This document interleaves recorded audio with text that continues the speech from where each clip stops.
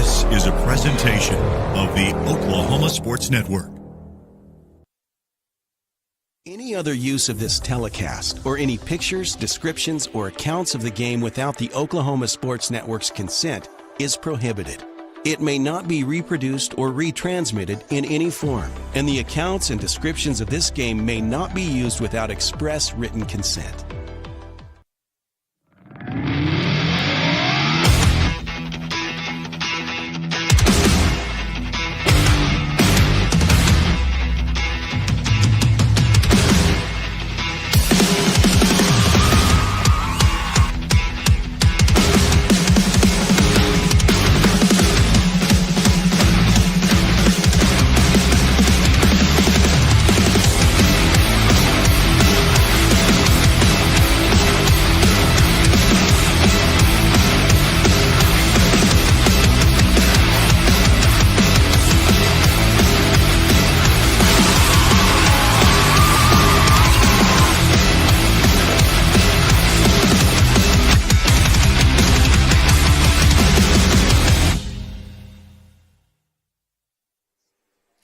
Live from Boomer Stadium in Woodward, Oklahoma, we've got Week 4 high school football action for you live here on the Oklahoma Sports Network.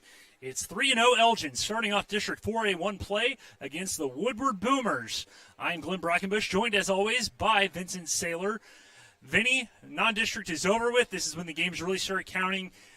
Elgin coming off of a pretty emphatic win over Newcastle. What has stood out to you so far about this Elgin team through 3 games? Yeah, non-district, kind of did what we thought we were going to do, took care of business. Obviously 3-0, like I said, we talk about it all the time. Nothing really, nothing out of the ordinary there. Like I said, but now it's all that really matters. Like I said, with the way that the Oklahoma high school playoff season is set up, these are the games that really matter. Like I said, those non-district games are a good tune-up for district play, but at the end of the day, your district seeding will determine where you're seated in that playoff matchup. So big one here tonight against a team that's struggling a little. Long road trip for us. Kind of broke up the road trip a little with a little stop at Thomas to walk their field to kind of get the boys off their feet and not sitting on their butts for 3 full hours. But like I said, got to, from all indications, enjoy the road trip up here. Like I said, got to come out here and take care of business tonight. Get that first district win and get moving into homecoming week. We will have more keys to the game, kind of recap of last week's game here on our Hillary Countdown to Kickoff here on the Oklahoma Sports Network when we return.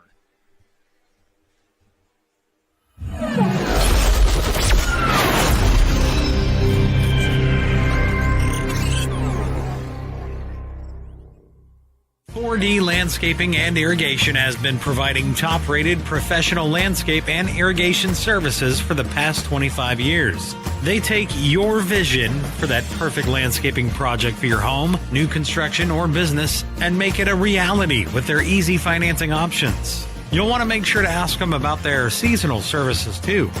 4D Landscaping and Irrigation. Call 510-9983. They say the best way to be a good neighbor is to know your neighbors and give a little help when they need it. And when you need a little, you can find help at Ace Hardware in Elgin. Not only do they offer everything from grills to flowers, paint, hardware, and tools, they offer experience to help guide you through the process. And they're happy to take the time to make sure you can do it right. Ace Hardware of Elgin. They're more than just a hardware store. They're your neighbor. Ace Hardware, 7796 Highway 277 in Elgin.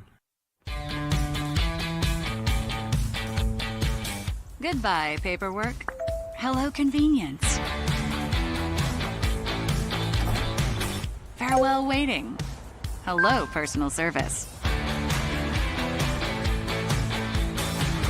Catch you later, dreaming. Hello, planning. Buy your dream home, connect with a personal banker, and easily schedule an appointment with digital tools from Arvest Bank. Goodbye limits, hello possibilities.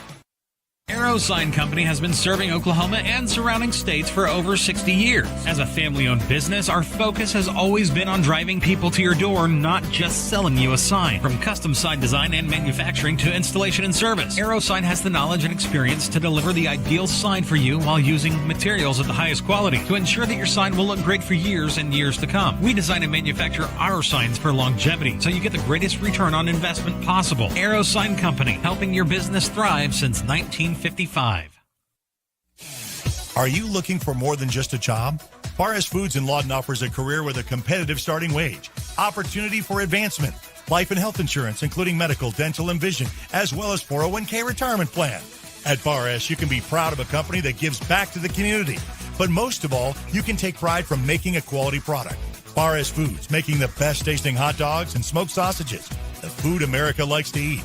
So come be a part of a winning team and start your path to success today.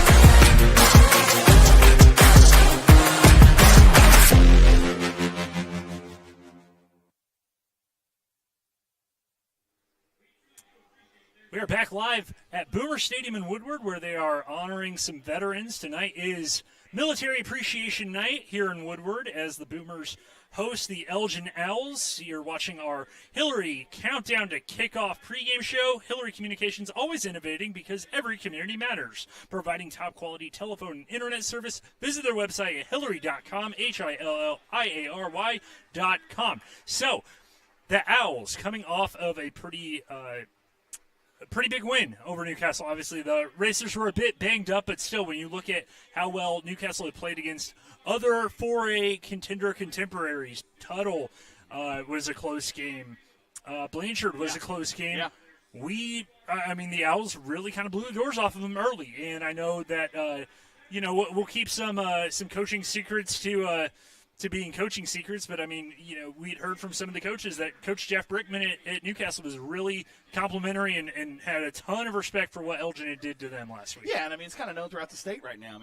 Obviously we came in kind of that 3, 4, 5 area in 4A, but after our non-district wins and that big win against Newcastle and kind of the way Tuttle and Blanchard had played Newcastle, we jumped to number 1 in the state. So, that's a great accomplishment at this point in the season, but at the end of the day, it really doesn't matter because now all that matters is these games moving forward in the district. But, yes, we are number 1 in the state right now, and that's a great thing for us. It's a great thing for Elgin. So really looking forward to how this was going to turn out tonight. Like I said, it's Military Appreciation Night. The Woodward guys are wearing kind of the red, white, and blue jerseys and have the stripes on their shoulders and things like that. So that's a really cool deal.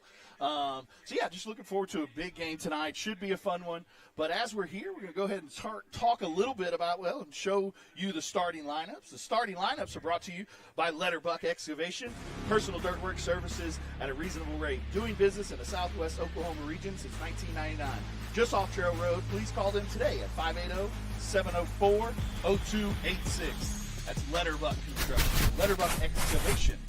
Always starting everything off with quarterback Trace Laura. So far this year, he's 31-47 for 560 yards, 6 touchdowns, and the 2 interceptions last week. Rich Myers handling everything at the running back position, doing a great job there. Adam Eaton at tight end is also doing a very good job as well. Brody Morrison leading the team with 205 yards receiving. He had to get in the end zone, so looking to see maybe if he can get in the end zone. Casey Meyer doing a great job as well. 2 touchdowns on the year. Josh Adesola does a great job on the outside of blocking. And then everything starts up front with those big uglies. Big Ant right there, left tackle. Had a great game last week against Newcastle. Was named the offensive lineman of the week, Rough Rider of the week. Big Ant. Chase Williams was playing that left guard spot. Sorry about that. Jackson Deal is actually at the center. Won the job over the spring and fall, and he's doing a great job. Hudson Begley at that right guard. And then big Shea Spencer at right tackle. So that is your offensive starters, led by Adam Castro as the offensive coordinator, and everything starts with head coach Chalmer Wyatt. And I just wanted to say, you called them the big uglies. They've kind of made offensive line plays sexy. Yes, they have. Everybody's liking offensive line play at Elgin right now. Absolutely. Now we also got the defensive starters brought to you by Letterbuck Excavation. Ken, everything starts up front. Shea Spencer, Jace Williams, Tristan did a great job last week. Obviously, we named them players of the week. Held Newcastle to 2 total yards in the first half, which is just an unbelievable stat. On the outside, you got Philip Pivashi and Braxton Antuna. And in the middle, obviously, you've got those great guys right there with Colin Donnelly and Ritson Meyer. Also, looking to see Toby Morton's doing a good job of filling in. And so is Casey Meyer at that inside linebacker position as well. Colin and Ritson get the start there. On the back end here, you've got Josh Adesola at one of the corner spots, Bryce Martin at the other corner spot. Bryce Martin with pick 6 earlier in the year. Brody Morrison is back there at one of the safeties, and then Hunter Jackson, who joined us this week on the podcast. It's great to have a player on there, so it was fun to have him and his dad on the podcast with us, and he's doing a great job as a 3-year starter back there at that safety spot. That is your starters, brought to you by Letterbuck Excavation. Call Caleb and Rusty Weaver today at 580-704-0286. That's Letterbuck Excavation starting and we didn't want anyone to feel left out. You know, we mentioned Adam Castro, of course, with the offense. Yep. Coach Jack Baker. Jack Baker's going to come find you if you don't mention him. Best believe it. He always finds an angle to get mad at us media folks. So, the Black Flag defense, they even said, the defensive lineman said last week, when after the MacArthur game, them taking the black flag away, it's kind of like how some of these coaches at the other levels will say you got to earn your nickname, or you got to earn the logo on your helmet. They had to earn that black flag moniker back because they didn't feel like they played up to their, with all the penalties. And there were still some penalties last week on the offense and defensive side of the ball, but that defense really has kind of shown out the past few weeks. Yeah, like I said, it was that week of practice with the Hillcrest week, and they just didn't practice up to that standard that Coach Baker has implemented with those guys, and Hunter talked about it a little bit on the podcast as well. I mean, that really meant something to the defense, so I was glad to see them back last week with that. Tonight, I think Big Shea Spencer's going to be the one carrying that black flag out, so it's going to be fun to watch him probably do a little dance or a little something there as he leads them out there. But Shea have personality? No, surely you jest. But, we'll take a quick break right now. We'll come back with Keys to the Game. Again, you're watching the Hillary Communications Countdown to Kickoff, and you're also watching Elgin Isle Football on the Oklahoma Sports Network.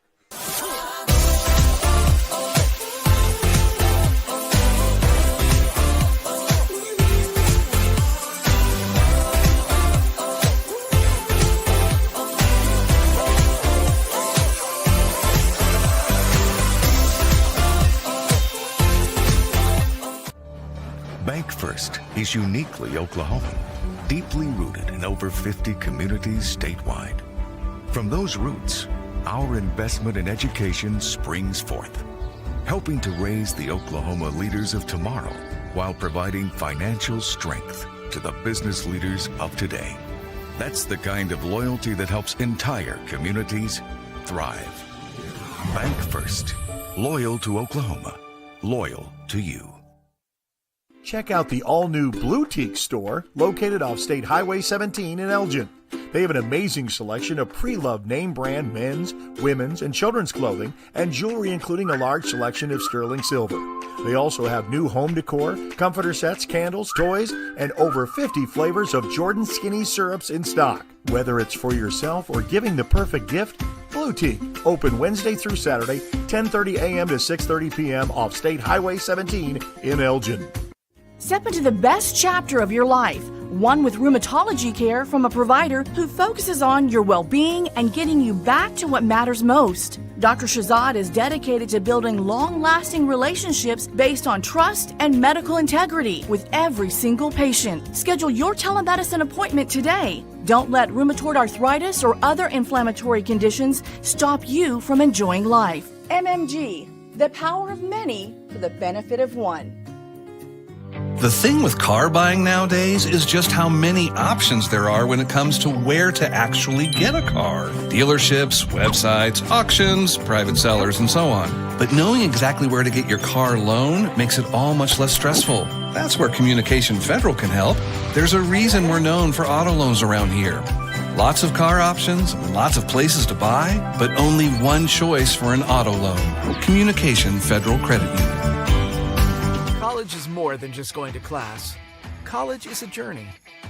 It's meeting new people and making new friendships that will last a lifetime. It's learning from professors who care about you and your success. And finding out it can be really fun and rewarding. It's discovering that thing you want to do for the rest of your life. Cameron University is all about helping you grow and succeed. because your success is our success.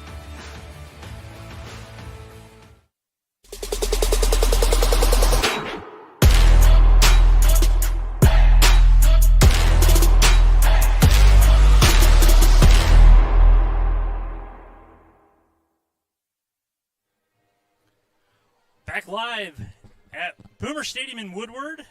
Elgin getting ready to take on the Woodward Boomers in about 15 minutes. You're watching the Hillary Countdown to Kickoff pregame show. I'm Glenn Brockamush, joined by Vincent Saylor. We're going to go over our keys to the game, brought to you by Coolco LLC. Stay comfortable year-round with their expert HVAC services. Call them today at 580-704-9838. That's 580-704-9838. Yeah. Vincent, you talk with the coaches as you do every week. Yeah. What are some of the keys to this game tonight against Woodward? Well, speaking of Coolco, they came to my office this week and also got me fixed up. Oh, there you go. Didn't have any air conditioning Monday and Tuesday. Oh, my gosh. Thank God for Clint Coleman and Coolco air conditioning coming down to Lawton and getting my office set up there. But, keys to the game, talking to Coach Wyatt this week, just play clean. I mean, this is overall key to the game for both the offense and the defense and special teams. Play clean. Limit those turnovers, those penalties, those mistakes, those assignment errors, things like that. Offense, get the ground game going. We want to try and average at least 4 to 5 yards a carry. So we want to get that ground game going, get that clock going, and get in and out of here fairly quickly tonight. And on the offensive side of the ball, really got to execute. Limit those stupid penalties, those pre-snap penalties, and things like that. On the defensive side of the ball, got to be sound in our assignment. They do a lot of motions, and they do a lot of matchup type things. So we got to get lined up quick, line up to those, and watch out for those matchup issues as far as formations, false pulls, and motions and formations and things like that. So just got to do a good job of getting lined up and doing our assignments. And like I said, everybody do their assignment, and good things will happen. So that's your keys to the game. We're going to take another quick break. We're going to take another quick break. You're watching Elgin Island Football on the Oklahoma Sports Network.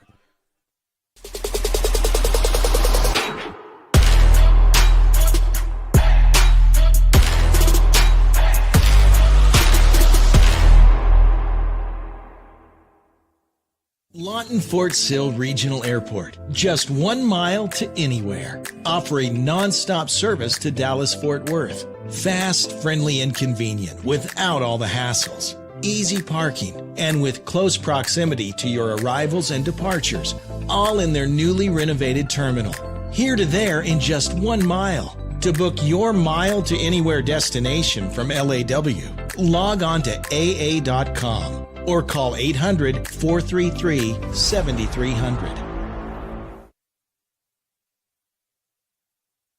Scott's House of Flowers in Elgin has been proud to serve Elgin and the surrounding area with a wide variety of flowers and gifts for all occasions. Come see them for great gift ideas, including the exclusive Tyler candles. And who couldn't resist Sweet Shop USA, featuring handmade grand truffles. Scott's House of Flowers, just off Highway 277 in Elgin. Delivery available, or stop by for easy pickup. Phone 492-4880. Scott's House of Flowers.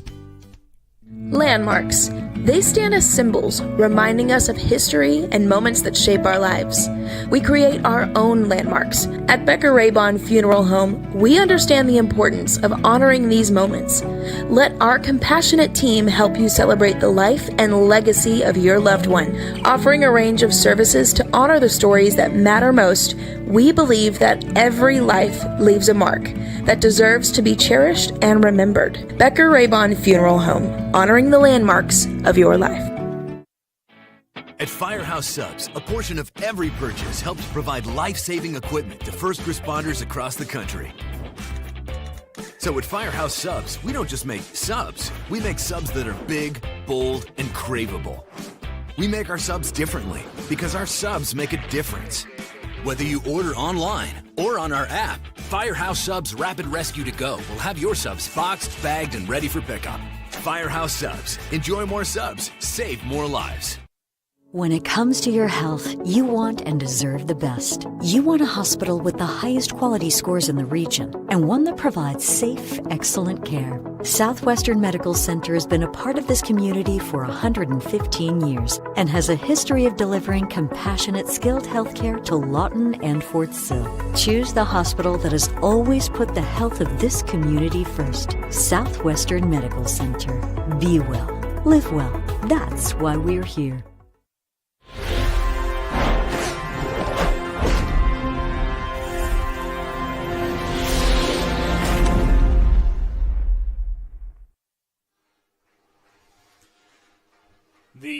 Woodward Band going through their fight song as we are just over 10 minutes away from kickoff in the District 4A1 opener tonight between the Elgin Owls and the Woodward Boomers here on Oklahoma Sports Network. You're watching the Hillary Communications Countdown to Kickoff pregame show. And getting to know each other a little bit better this week. We're all in the booth together. Yeah, so yeah. Sadie's in here with us. So if you see a little bit of a glare, we can't open the windows here. So if you see a little bit of a glare, we apologize in advance for that. But yeah, we're all getting to know each other a little bit better in the little tight spot. Sadie and Chris is always in here with us, but Sadie is also in here with us. And other tucked games in a little corner here. Other games in our district tonight that Elgin fans will certainly be keeping an eye on. Elk City Cash. Elk City and Cash, Clinton and Weatherford. Then, Clinton Weatherford, that should be a big one. This is a non-district game, but Tuttle plays Ardmore. That is a non-district, correct? Yeah, I believe so. And then who else? Is there somebody from our district that's taking a break? I'm trying to remember. No, I think we are loaded in our district with 8 teams, so everybody should be playing this week. Like I said, you've got that big one with Weatherford and Clinton. That one's obviously one to watch with the way that both of those teams are ranked and the way that they're playing. 2 big tests later on down the road. While we're thinking about it, let's pull up our schedule and talk about that with the Orchard Group there. Schedule brought to you by the Orchard Group. The key to financial success is taking care of your family tree. For more info, please visit their team website or call 580-354-7475. Morgan Stanley Smith Barney LLC. Member SIPC. Oh, that's right. Ardmore is not in our district. I'm sorry. Yeah. It was Douglas and Bridge Creek playing tonight in Bridge Creek, I believe. That's the other ones. But, yeah, you look at that schedule. Obviously, we have this road game. Big one next week against Elk City. I know that the Elks aren't necessarily where they have been recently, but that is still it's still nobody to sneeze at. Well, and then it's also homecoming week, so there's always it's a lot of fun to play that homecoming week, but there's also, as an old coach and old player, you got those, distractions and things like that. The dirty D word, that people don't like. Then go on the road again. So from here on out, it's road, home, all the way until potentially we get that playoff run. So kind of see our district schedule right there. Got Elk City next week. We go to Bridge Creek. Weatherford at home is going to be one that I think a lot of people will be paying attention to. I believe that's a Thursday night game as well because of fall break. Correct. And we go to Oklahoma City Douglas, obviously some of the more storied stadiums there in Oklahoma City. Week 9 game against Clinton. I texted a buddy of mine when I was driving through Clinton today on the way up here. He said, "Oh, trust me, up here in Custer County, we're already talking about how good Elgin is and how big that game's going to be in Week 9." Yeah, I think a lot of people have that one circled. Obviously, coaches and players, it's one of those, hey, next week, one next to you and things like that. But fans always kind of like to look ahead a little, and that's one I think that you want to circle. That one, that Weatherford one. Luckily, we have both of those at home. Talking to Hunter Jackson this week on the podcast, he said there's nothing like playing in the nest. He's wrestled in front of Jim Norick Arena, in front of all kinds of people at state championships and things. But he said at the end of the day, there's nothing louder than being at the nest on the field. So having those 2 at home is going to really potentially help us down the road. And then obviously you finish the season there at Cash for the Battle of the Wichitas, back into a district game again. Yeah, it'll be that's our schedule brought to you by the Orchard Group. Yeah, and then they are, I think, waiting on some of the. Yeah, we got some captains getting ready to come out this way. But while they're starting to wander this way, we're going to take a quick break, and we'll be right back. You're watching Elgin Owl Football on the Oklahoma Sports Network.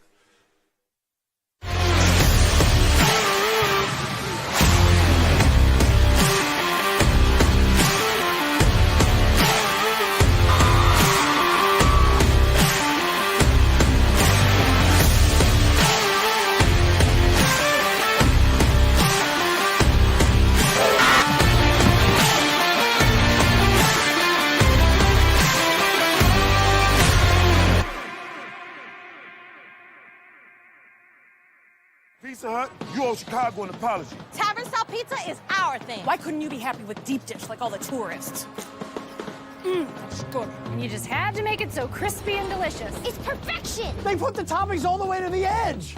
It's cut in the shareable square. Yeah, it's delicious. What's your deal, Pizza Hut? Your secret's out, Chicago. Try any of our large Chicago tavern-style recipes for just $12 each. Hey, Pizza Hut, you owe Chicago an apology. Sorry, Chicago. No one out pizza's the Hut. Apology accepted. Are you prepared for summer? We are. Keep your air conditioner ready with a Miller Noble Heating and Air Maintenance Plan. We service all makes and models from Bryant, Carrier, and Lennox. Just need a repair? We can do that. Can't pay for it all at once? We offer financing plans too. Is it time to replace your old system? We offer free estimates on new systems. Click or call today and stay comfortable with Miller Noble Heating and Air. At Billingsley Ford, we pride ourselves on the integrity and transparency of our pricing. The price you see is the price you pay. As your hometown Ford dealer, that's the way it should be. I'm Grant Billingsley, and that's the Billingsley way. Bring home the win at Billingsley Hyundai with huge savings every day from our massive inventory of new and pre-owned cars, trucks, and SUVs. Come by today and see how we can help find a winning deal for you with America's best warranty. Now that's the Billingsley way. The heart of Oklahoma, where your home isn't just a place, it's your peace. At Century Roofing, we understand the importance of protecting your peace. We're experts in roofing technology, techniques, and customer service because we care about Oklahoma and we care about you. At Century Roofing, we combine quality craftsmanship and exceptional service because your home deserves the best. Century Roofing, staying on guard for Oklahoma.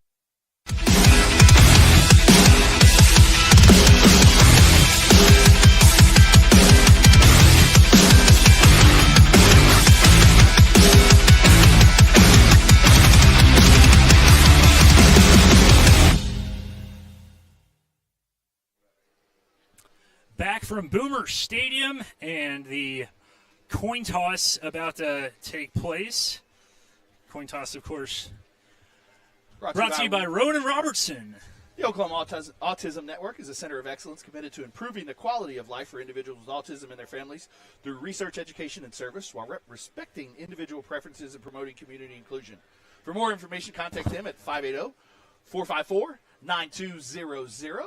Got our normal captains out there, Trace, Jace, Colin, and Shay. Fifth captain this week was Kobe Morton. Practice player of the week. Looks like it's Braden James down there. Braden Jones. Braden Jones. Number 82. And then normally we would have our, I believe our... No, Braden was practice player of the week. Yes. And then the fifth captain is... That's right. Kobe Morton. I couldn't remember if we would normally have like a third. Well, last week we had two because we had that off week. That's so true. Two, practice players. Yeah, there you go. And then as soon as this coin toss is over... I guess I was more thinking about the post, Yep. the black flag bearer, which of course is going to be Shea this week. But he's already out there. And then the Woodward captains, we got schedule from their very friendly radio guy, Tyler, before the game. It looks like number 1, Luke Parkhurst. Number 12, Ryan Douglas Fisher. Number 3, Cooper Latow. And number 45 appears to be Kason Boren. So that is for the Woodward Boomers, who are 0-3. They have played, I believe, one of their games was against a school from Kansas, and then their other games were against Alva and Guyman. Both close games, but both losses. It is tough for some of these Elgin teams out there, here. They're going to receive. Teams out here in the kind of Panhandle Northwest area is you're way closer to Kansas than you are in parts of Texas than you are to Elgin, Oklahoma. Yeah, I know Woodward well. My in-laws live here, so shout out to Gwen Matthews State Farm here in Woodward, Oklahoma. Oh, it runs in the family. Second best state farm agency in Oklahoma. First one, obviously. Wait, who's the first? Yours truly. Okay. You'll see his cute little mug here in a little bit, maybe. But, I got Shay going over there with the black flag. Going to get it going here in a second. Kind of talked over Glenn there for a second, so I apologize about that. But the Owls did win the toss, and as they have done with winning most of the tosses, they will receive and get the offense on the field first. Here comes Shay, loud and proud, waving that flag. And here comes your Owls. Elgin, of course, under the direction of head coach Chalmer Wyatt, who is fervently clapping his hands and welcoming the team out here. 2019 was his first year as head coach, I do believe, here in Elgin, his alma mater. Yep, done a great job so far. Kind of really turned things around with these kids that are seniors now. Started and played a bunch of games as freshmen. Kind of took their lumps during those years, but in the last 3 years have really turned the program around. Last 2 years, obviously in 5A, made the playoffs both of those years. Last year, unfortunately, fell to Claremore there in the quarterfinals, but looking for back down in 4A this year and looking for a nice little run to see what we can do. Got to win. Got to play tough though in this district. This is a tough district, and then like I said, they're going to face some big teams as we move forward into the season. So 3-0 right now, ranked number 1 in the state. Glenn, that is a pretty cool deal. It is something when you think about where Elgin football was 3 to 4 years ago. It is pretty impressive what this coaching staff and what really the community has done, because I have joked that ever since I became the play-by-play guy, most of my Facebook friend requests have just been parents and people from Elgin. You talk about my kid, here, be my friend. I'm like, I'm just going to be talking about sports on here.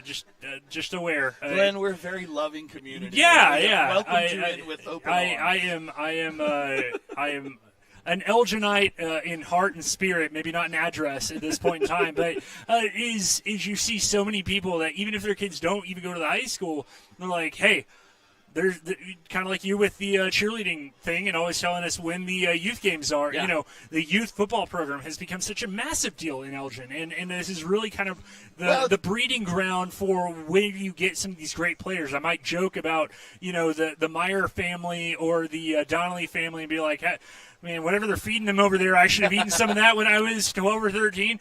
Obviously, it's about parents and communities that care, and that's what really sets these kids up for success, not only on field but also in the classroom. Well, it's a cool dynamic, too. Like I said, it's first and second grade team. You got Jensen Meyer on that team. Braxton Antuna's brother, I think, is on the third grade team. I know Brody Morrison's brother's on the fifth or sixth grade team. So you've got brothers and siblings kind of throughout as well, so it kind of ties everything in. Coach Baker's son's on the fifth grade team as well. So like I said, you kind of have all that commitment from the community, and like I said, a lot of the old brothers that are playing on Friday nights get to go watch their brothers play on Saturday mornings and things like that. So right now it's a fun time to be an Owl. Like I said, we won state in wrestling last year, did very good in baseball, did very good in softball, doing good again in softball again this year. Coach Levi Garrett's doing a great job. So fun time to be an Owl. Glad to be a part of it. And we're about to get this thing kicked off. Yeah, you've been watching the Hillary Communications countdown the kickoff. You read my mind. You saw where I was going with that. Yep. And, it's almost like you're a professional broadcaster. No, not at all. Not at all. No, I just do this for fun. We're getting there. We're getting there. We're trying to be as professional as possible. But never. The kickoff, speaking of trying to be professional and our sponsors, of course, he's not here tonight, Joe Abshire, but it would not be a kickoff without our Wayne's Kickoff. Wayne's Drive-In, 2 locations there in Lawton, on Sheridan and on Cash Road. Come on, everybody. Let's go to Wayne's. I don't know if by the time I get back to Lawton tonight, if Wayne's will even be open. But if so, I'm sure Joe would be more than happy to set us up with a burger basket and a milkshake or something like that. I do not envy you guys. I will be at the Fourth Quarter Ranch. Oh, good for you. Good for you. I will be at the Fourth Quarter Ranch here in about 15 minutes after the game is over.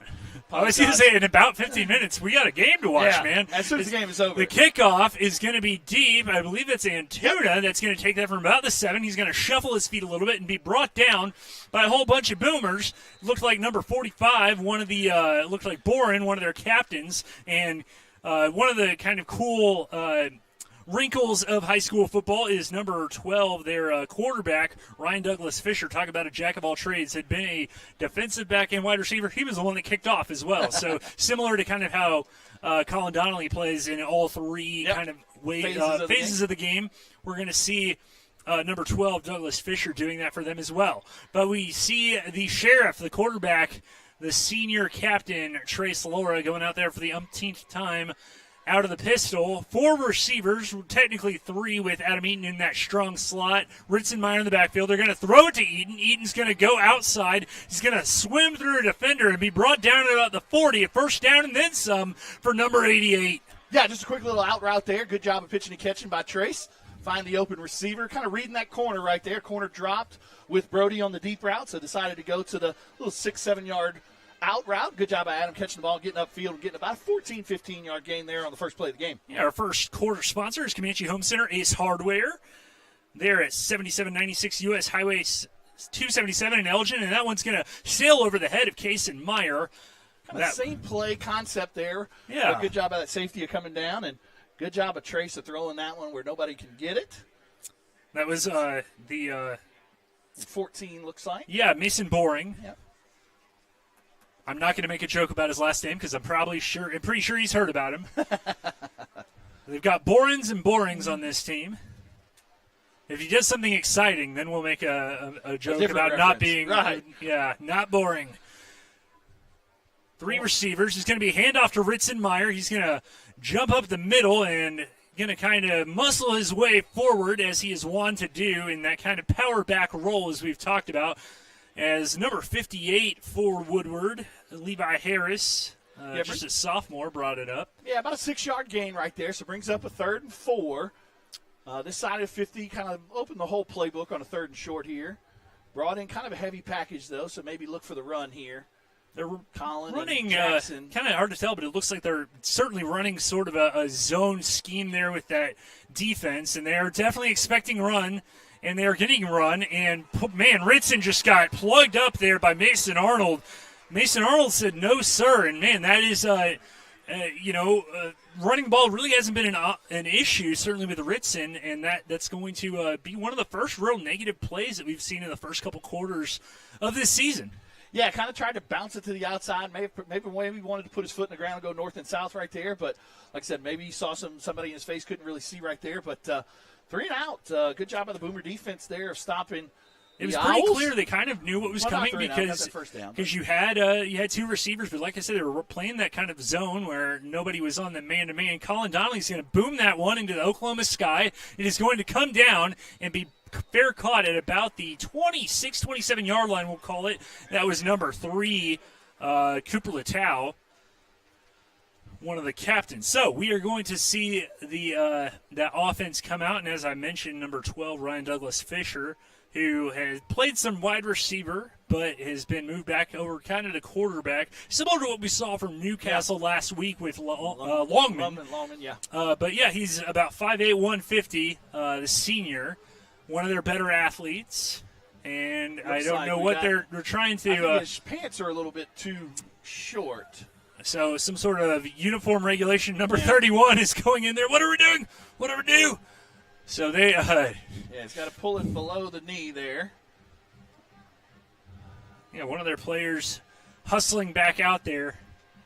Referee Keith Vitance out there tonight. Umpire Ryan Sharp, linesman Mike Sharp, Andy Vitance, and James Massey.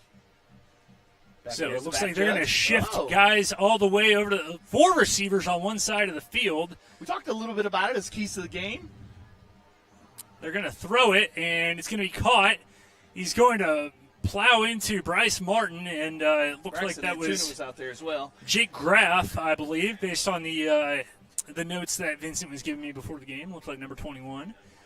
Like I said, talked about a little bit for the keys to the game. I mean, they like to run some wonky formations and things like that, so we got to do a good job of getting lined up to those formations. And as if they heard you, the Owl defense kind of shifts. Kephart and Antuna go to the right side of the line, and now we're going to have some laundry on the field. Sorry, I was starting to have PTSD from that Thursday night Giants-Cowboys game last night when even Al Michaels was commenting on how many flags he's seen in that game. A little false start there, so going to push him back to 2nd and 12. Kind of takes away that first play that they had. Yeah. Oh, no, our poor producer Chris had to do math on how many yards they lost there. Trust me, Chris, I don't like doing math either. The math ain't math. Hopefully my accountant father isn't watching or hearing it. He's not, let's be honest. He's got better things to do. They're going to throw, and it's going to be caught and then just hit immediately by Hunter Jackson, who I feel like we've already been talking about for 30 minutes. In about 6 years. Yeah, that too. But your esteemed guest, along with his father. Nate was Nate on Coach Baker were on the podcast this week. Had a good little talk with those guys about what they've seen so far. It's also funny seeing his Hunter's kind of player mugshot in those player intros. Just spitting image of his dad. Yeah. He definitely got those Jackson genes in the face. All right, third and medium here. Ritson looks third like he's down, coming. and we're already going to have another one. So another line of scrimmage penalty, it would appear. 8:42 left to go in the first quarter. Do have our clock, I believe, this week. There it is. There we go. So yeah, we just can't move that camera, or we should just not set it next to anywhere near me, near Vincent. A bull in a china shop.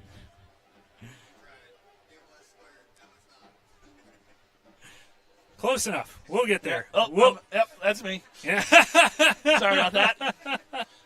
He's a leaner, man. He's going to throw it, and it's going to be Aaron's.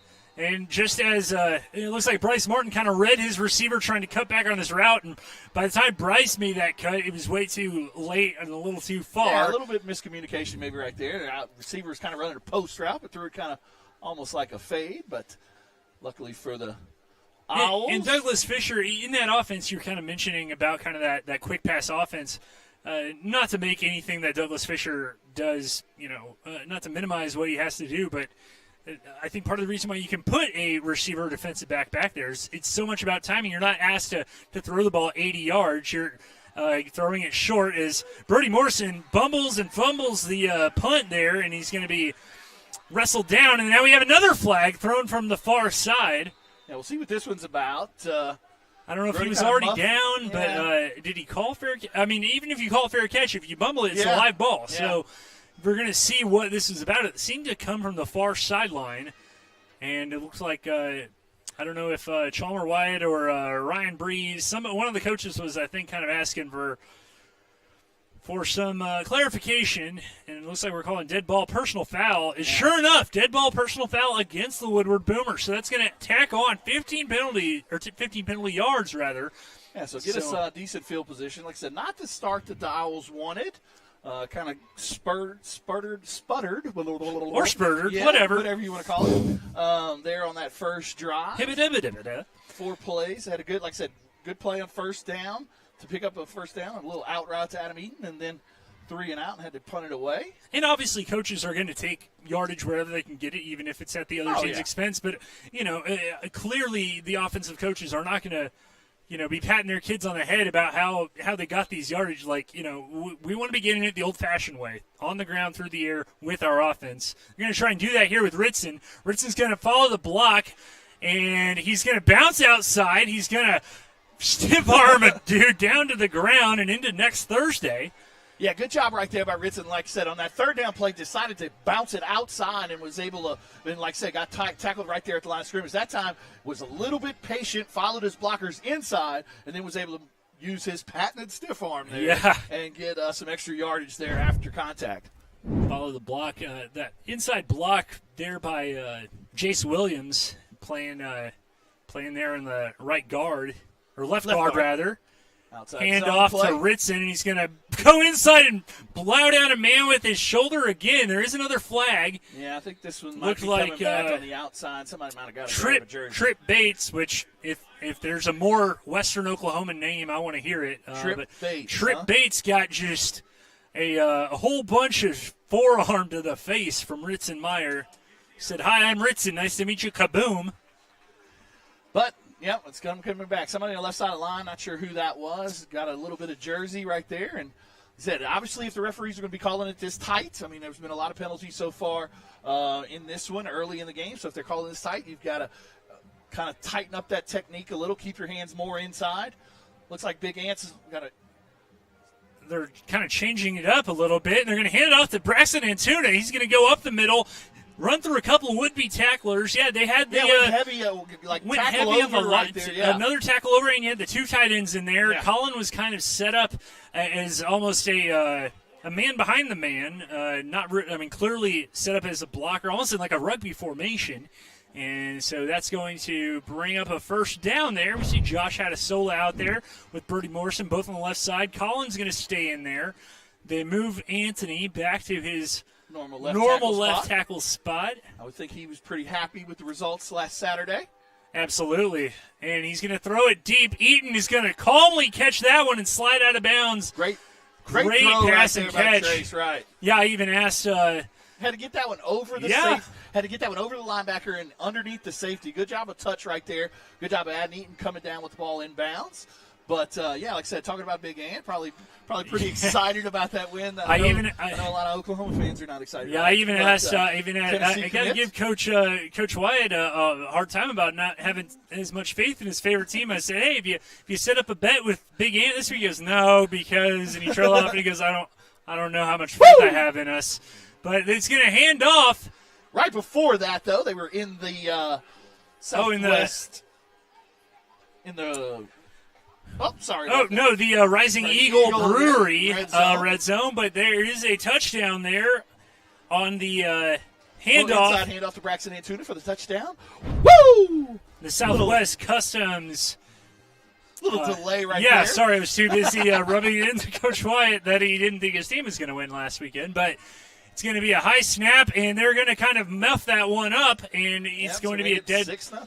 Yeah, so it's going to be 6-0 after the falter there on the extra point. So in the first quarter, our score 6-0 Elgin. You're watching Al Football on the Oklahoma Sports Network.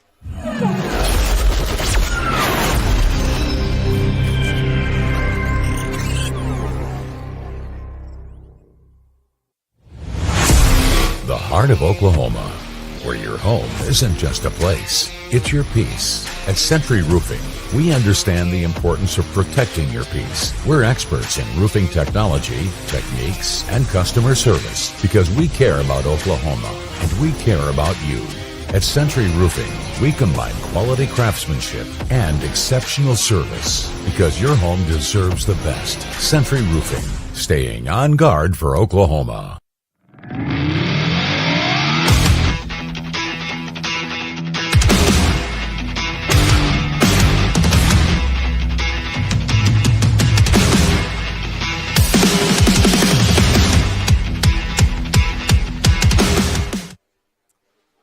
We are back after that Braxton Antuna touchdown run.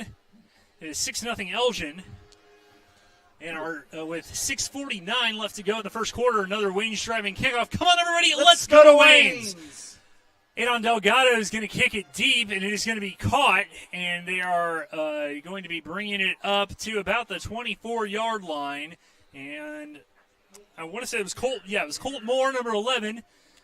Let's talk about that R&J Motors Drive Summary. With proven track record of providing top-notch automotive services, R&J Motors stands out for its commitment to quality. Call them today at 580-492-5900. About a 50-yard drive, kind of like I said, got the ball started right about the 50-yard line. Big pass play to Adam Eaton, a couple big runs by Braxton Antuna, and then the big touchdown there for Braxton Antuna. Missed the extra point, so it makes it 6-0 your Elgin Owls. That was your R&J Motors Drive Summary. See what the defense can do right here. Had a good job on the first drive. They're going to do a sweep there. Speed sweep, and Shay Spencer sniffed it out. It appeared Philip Peebushy as well. Phil did a good job of kind of creating that and setting that edge, and Shay did a good job of following the ball from the backside and making a big tackle right there for loss. Brings up a 2nd and long. Shay does a great job of that, just following and never giving up on the play and rallying to the ball. The whole defense does, but Shay really takes advantage of that. Uses his athleticism, his speed, and his quickness. Was the defensive player of the week last week. Oh. And we're going to have it's like those two guys were trying to compete to see who could get their penalty flag out first. Jace saw something, so it's going to be interesting to see what Jace was right over the ball, so it's going to be interesting to see what this call was. Jace is kind of pointing that the center moved the ball, so as soon as he moved it, he went for it. So the referees did not believe Jace's argument. So offsides. That will be an encroachment by Jace there, and gets the Jace yardage is still back. a little flabbergasted, Yeah. but you got to get your head in the game for the next play. So 2nd and 9.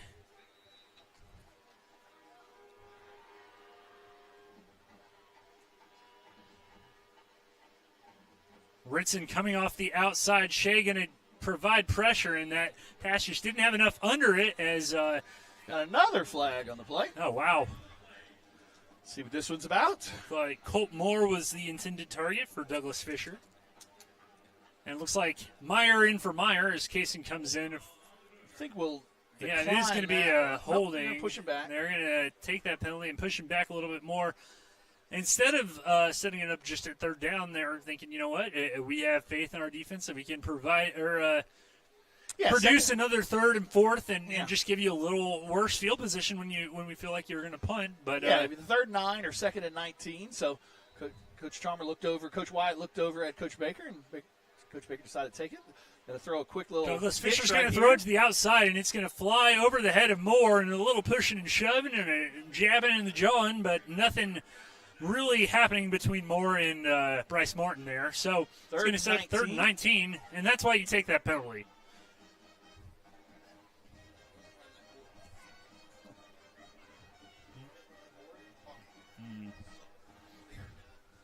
So 3rd and 19 right here. See if we can get some pressure, get the ball out of the quarterback's hands quick, and then rally to the ball short of the yard to gain, force a punt. Said 5:44 left to go in your Ace Hardware first quarter. Drop back. Douglas Fisher's going to scramble. He's being chased, and there's going to be a tackle almost there, and then Colin Donnelly's going to clean up the mess. Got another flag right here. Going to see. Going to be interesting to see what they say with him kind of getting out of that pocket. Going to be interesting Holding, if so there's they'll holding punt or a back block. So they are going to decline that. A good tackle there by Colin. Yeah, good job again by Colin, kind of rallying to the ball. Going to bring up a 4th down and punting situation right here. See if Brody can get his hands on this one. Josh Adesola certainly tried to kind of wrap up Ryan Douglas Fisher there, and Douglas Fisher was able to get out of the little arm tackle or kind of sliding tackle there by Josh. But Brody Morrison will be at his own 46. And now we have another penalty. I just had to go and mention that Thursday night football game that had all those penalties. Way to go, Glenn. I'm sorry. It's okay. So that was encroachment on us. So that's going to give them another 5 yards. But still punting situation right here. Still 4th and 9, give or take. So you got to watch the ball. Make sure that the snap has been had before you jump across the line.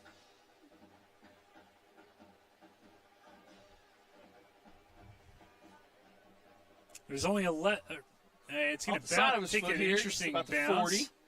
Yeah, I looked it up. There's only 15 penalties in the game last night, but it sure felt like more. And it felt like there could have been more. I think we've got 15 so far in this one. So, the Owls are going to start 40-yard line, 60 yards to go. Kind of sputtered there on that first drive. Second drive got things going a little on the ground and through the air. So it'll be interesting to see what we come out with here on this drive. Probably, like I said, probably not the start the Owls coaches were looking for.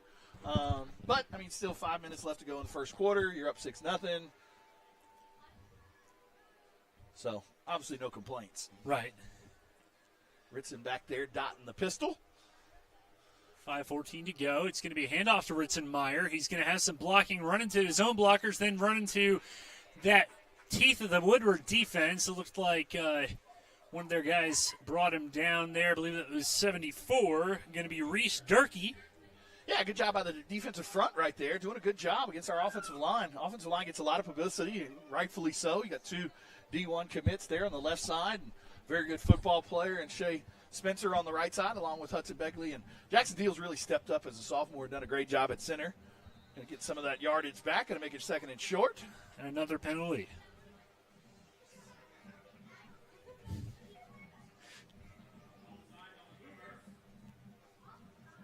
If you're at home, you want to play a drinking game for penalties.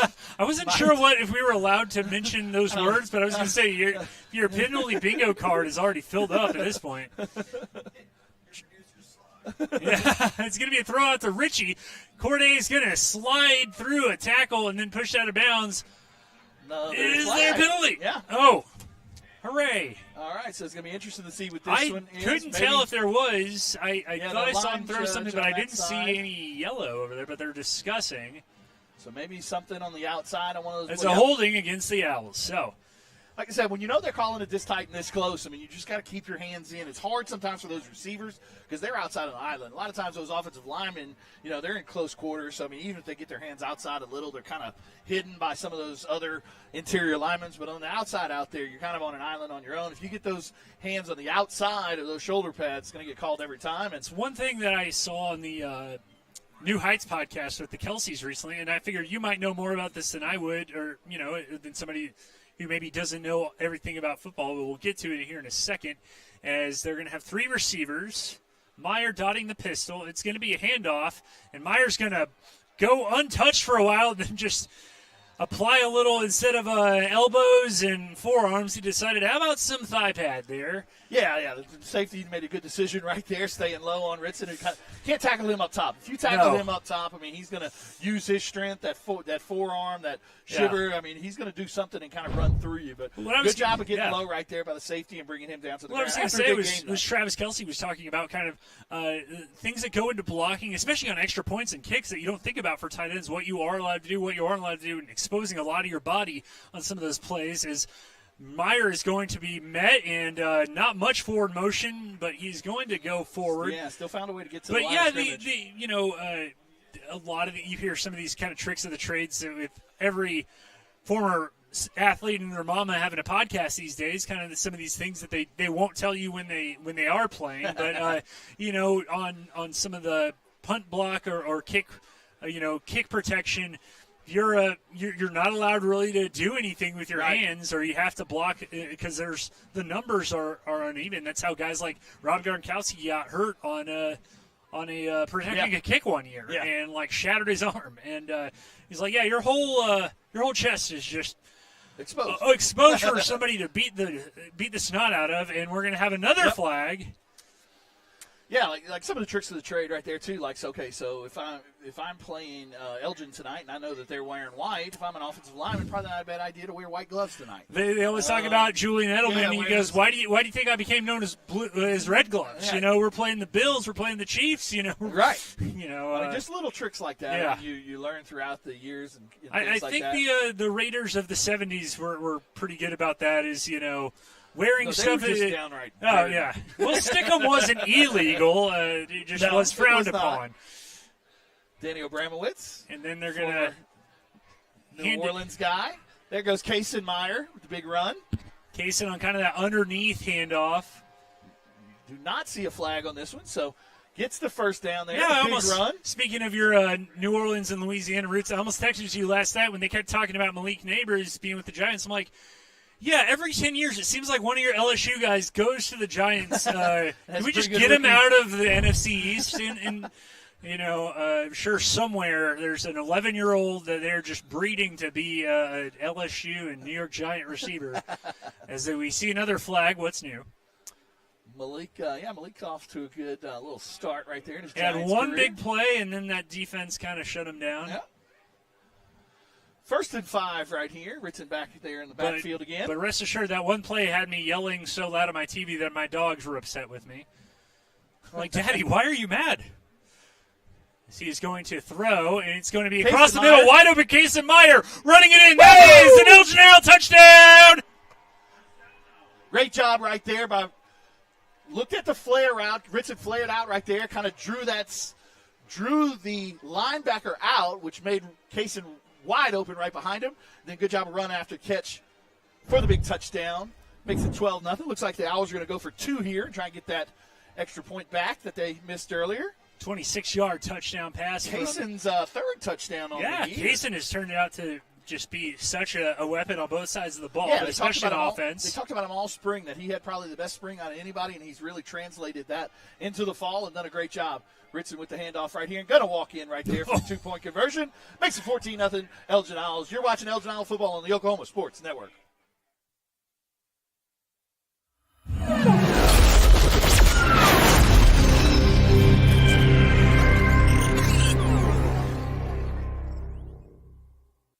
Southwest Foot and Ankle Clinic has specialized in the medical and surgical treatment of the foot and ankle for the past 40 years. And they provide all treatments under one roof. From x-rays, radial pulse therapy treatment, to surgical treatments, all with one goal in mind, providing the highest quality medical care with good old-fashioned Oklahoma compassion. Call to set up an appointment today. Southwest Foot and Ankle, 580-357-8720.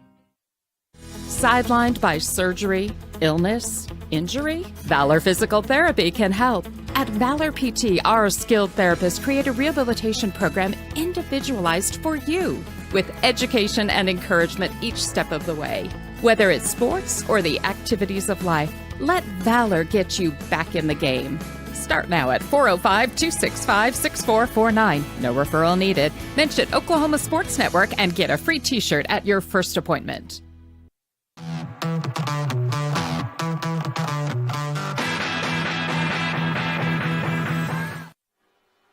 Come on, everybody. Let's go to Waynes. Sorry, we had to kind of cut that short there as we came back from break.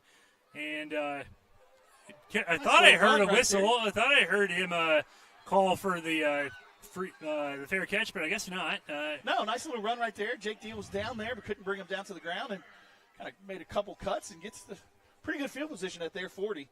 Yeah, and so the R&J Motors drive summary. 60-yard drive. A 60-yard drive there, capped off by the 26-yard pass to Kason Meyer. That's Trace's 7th touchdown on the year. Kason Meyer's 3rd receiving touchdown. I'll get with David at some point at halftime and find out what the record is. Trace, I know, is getting closer to his brother's maybe touchdown record. So I got to see what that number is. Like last year, we kept you up to date with Matt Lund, but slow developing play right there. But great job by Tristan Kephart coming from his defensive end spot and getting the lost yardage play. Big lost yardage play right there. Yeah, the kind of awkward, I don't know. Delay, I don't want to be mean, but it was just kind of a weird, it almost looks like it wanted Lataw to pass it or something like that, where, one of those kind of halfback option passes. But no, it looked like it was just going to be a sweep there to Lataw out of the shotgun, and nothing really doing there as Douglas Fisher comes back out there and looks like Luke Parkhurst is going to come over here. Like we said earlier, 4 receivers on one side. Antuna's going to come over here, but they're not fooled. They're going to come after him, and it's going to be over the head of Lataw, and it's going to to be out of bounds. They're going to say that was an incomplete pass. It was hard to tell if that was behind the, obviously behind the line of scrimmage, and if that was, behind of him, that could have been considered backward lateral, pass. So lateral. Could have picked it up and obviously bounced out of bounds, so no harm, no foul there. But if it's a backwards pass or anything like that, it's a live ball, and saw that in the MacArthur game. They decided that it went forward. Ultimately, Phillip picked it up and could have potentially had a touchdown. But so that is a live ball if they do have that backwards lateral. Here comes Ritson on the blitz. Ritson Meyer chasing after him. Here comes Peebushy, and the throw is low, rather. And so that's going to bring up 4th down for the Boomers. Number 21, Graff, on the receiving end, or was going to be on the receiving end of that pass. Yeah, Ritson did a good job of kind of getting on the outside there, making the quarterback cut underneath that. Phillip Peebushy coming from his other linebacker spot, kind of. Yeah, and that's why I feel like when people talk about sports is all analytics now, I wish you just looked at the stats.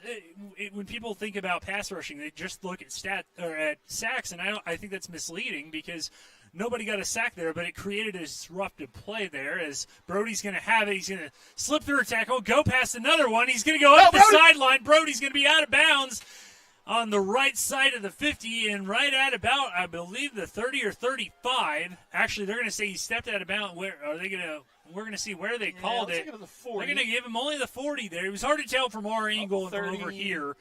About the 40-yard line. So 30. Yeah, 40 yard line, the 40. Well, I'm looking at the chains. And yeah. No, I was looking at where they had the ball, but yeah. I was like, Vincent, you do know how to read numbers, yes? Barely.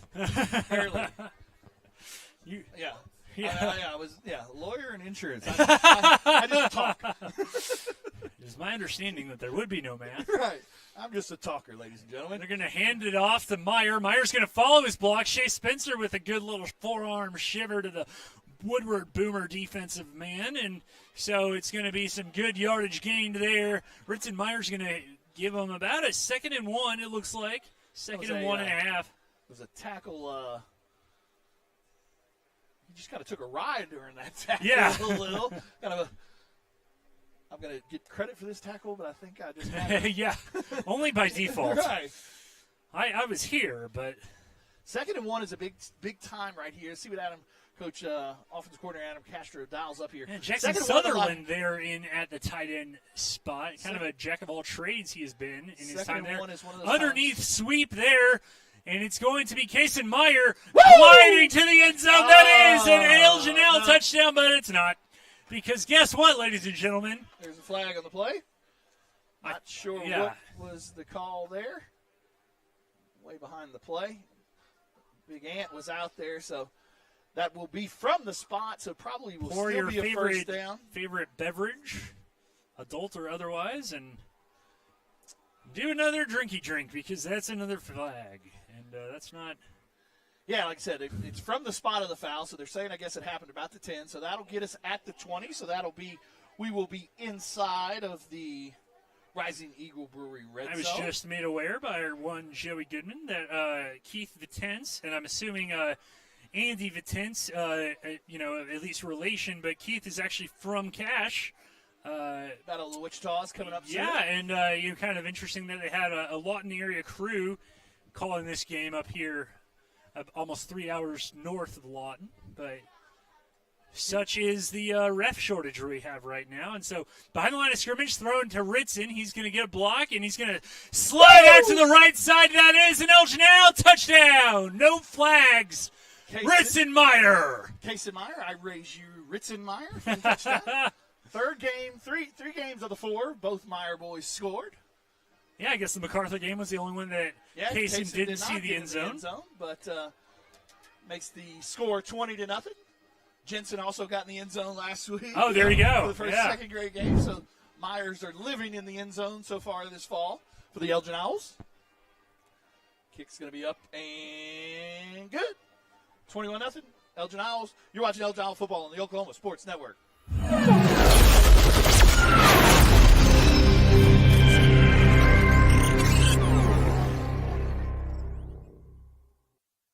Sidelined by surgery, illness, injury? Valor Physical Therapy can help. At Valor PT, our skilled therapists create a rehabilitation program individualized for you, with education and encouragement each step of the way.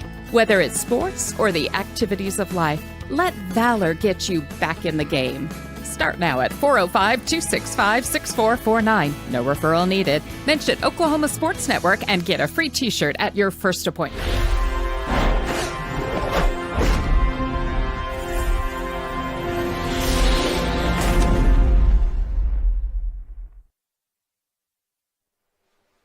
Back live from Boomer Stadium. 11 seconds to go in the first quarter. And Elgin leads 21-0 over Woodward after that nice pass, catch, run from Trace Laura to Ritson Meyer. Oh, yeah. And it was a pass. Now, I don't remember if he technically – it was a swing pass. I don't remember if he technically threw it behind him, but I think they're going to give that credit to Trace. Come on, everybody.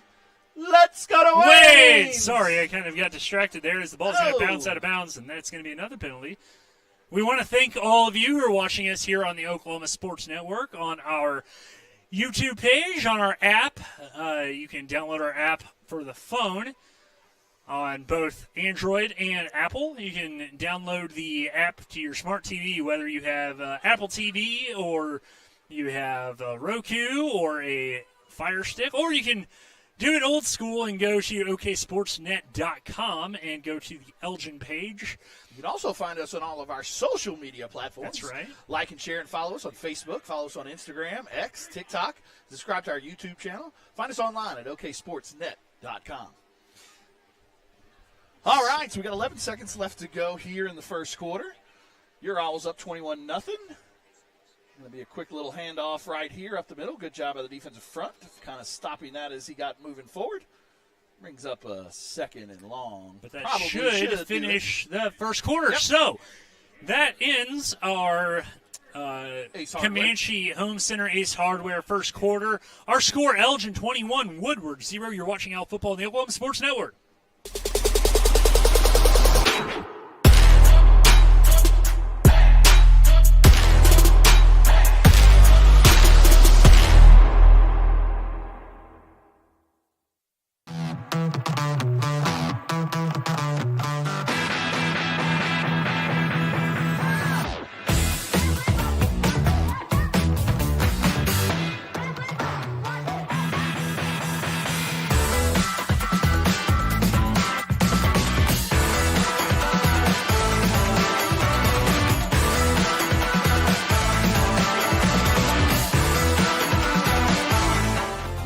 Community Health Center's high-quality health care is convenient to wherever you are in the region. We're here for you, whether it's our main clinic on Southwest Lee Boulevard or any of our other locations in Lawton. LCHC has additional clinics in Marlow, Comanche, Cache, Medicine Park, Apache, Elgin, and Burns Flat, with more on the way. Enjoy peace of mind knowing quality care from experienced providers is always available. LCHC, your hometown healthcare. Back in Woodward for the second quarter between Woodward and the Elgin Owls. Owls lead 21-0. Woodward has the ball at their own 41. They're going to send a man in motion.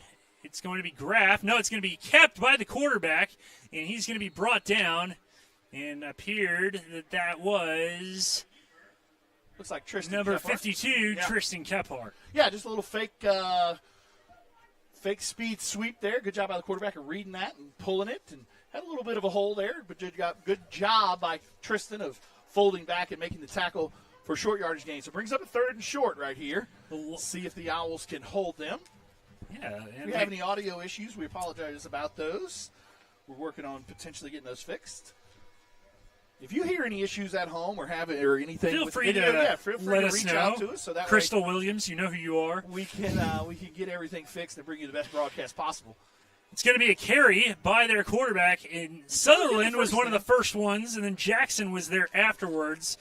But, yeah, Douglas Fisher, obviously, when you're a receiver, defensive back turned quarterback, they obviously put you back there because they believe you have some athletic ability. Wanted to remind you that our second quarter is brought to you by the Lawton Fraternal Order of Police. The Fraternal Order of Police, the Fraternal Order of Police, Lodge 98, and the Lawton Police Officers Association, proudly serving our community, and we thank them for everything they do in the community. So, Woodward now has a 1st and 10. Douglas Fisher trying to do a hard count, and he's going to be swallowed up. The running back is by Big Shay Charles, the boss man, swallowing up. Yeah, I great believe job. that was Lataw there. Yeah, great job right there, Shay, from his defensive end spot, getting some penetration, meeting the running back right in the backfield for your lost yardage play. Brings up 2nd and long. That's where you want to keep offenses, is in those 2nd and longs, because it makes it that much harder to pick up those first downs.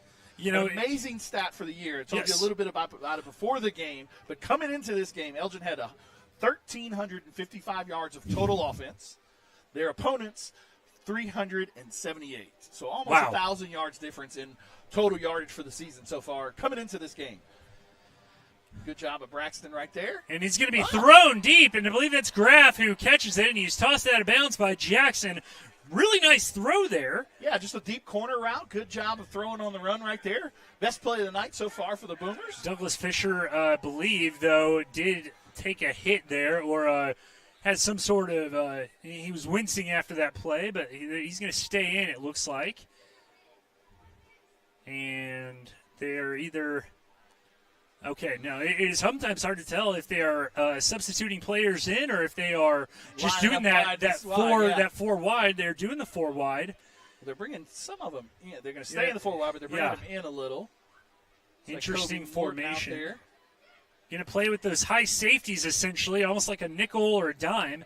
And they're going to throw it out there to Lataw, kind of in the middle. Similar kind of concept to what the Owls did on that Case and Meyer touchdown. Just kind of find the soft spot in that zone and attack it. Yeah, we're only rolling 3 over there to their 4. So they're just picking that soft spot, but wasn't on the same page with the receiver right there. Receiver ran a quick hitch and kind of threw it a little bit shorter than that. Well, we employ, OSN really likes having you here, Vincent, not just for your dulcet talking voice, but, your years of football experience are things that maybe the layman or, another broadcaster maybe named Glenn might not know off the top of his head. So we love when you can kind of take us inside the huddle, as it were. Yeah, right there, the same exact play. And this time they were on the same page, like I said. I mean, and just a quick little hitch route. We're only rolling 3 over to that 4.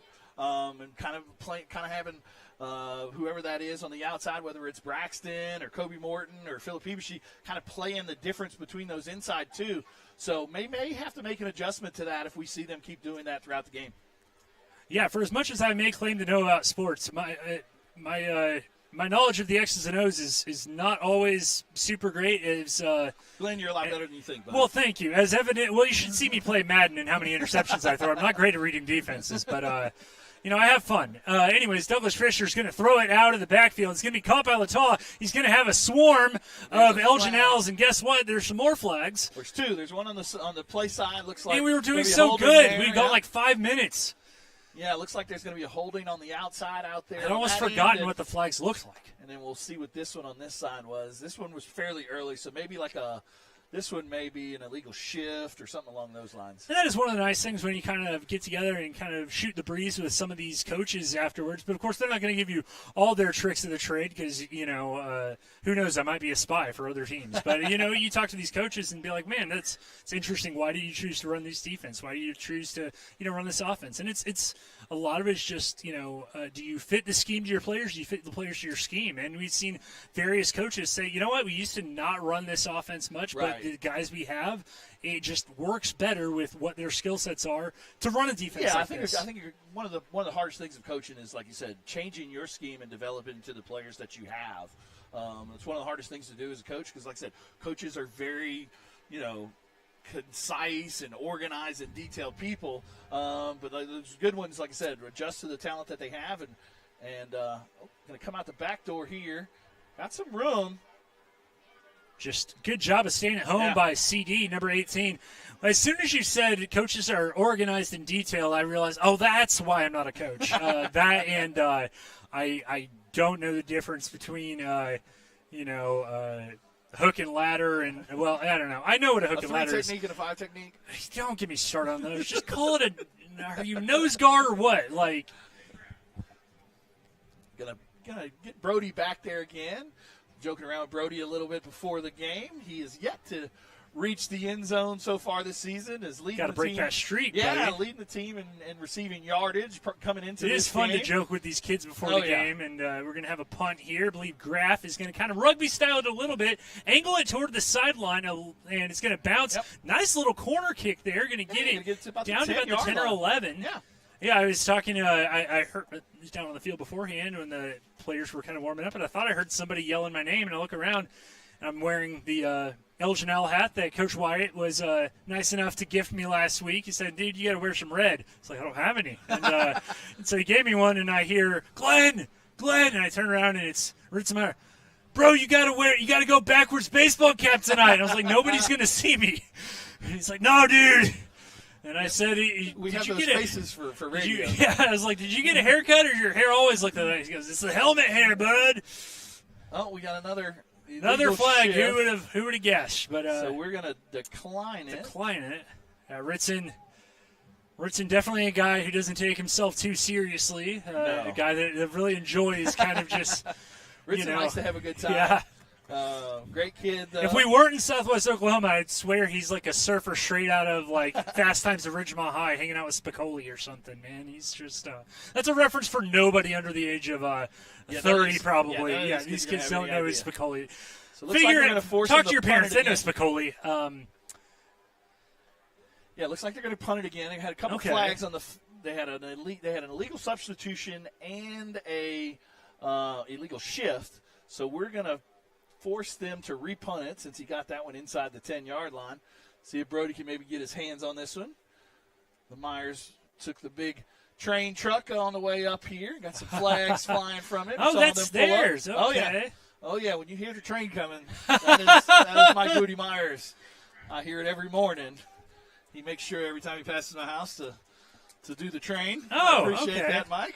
You know, some people have roosters or dogs or alarm clocks. You have Meyer family. Yeah. Wakes you up. All right, so let's see right here if we can get better field position. More than likely, unless it's a great punt. A little bit high on the snap.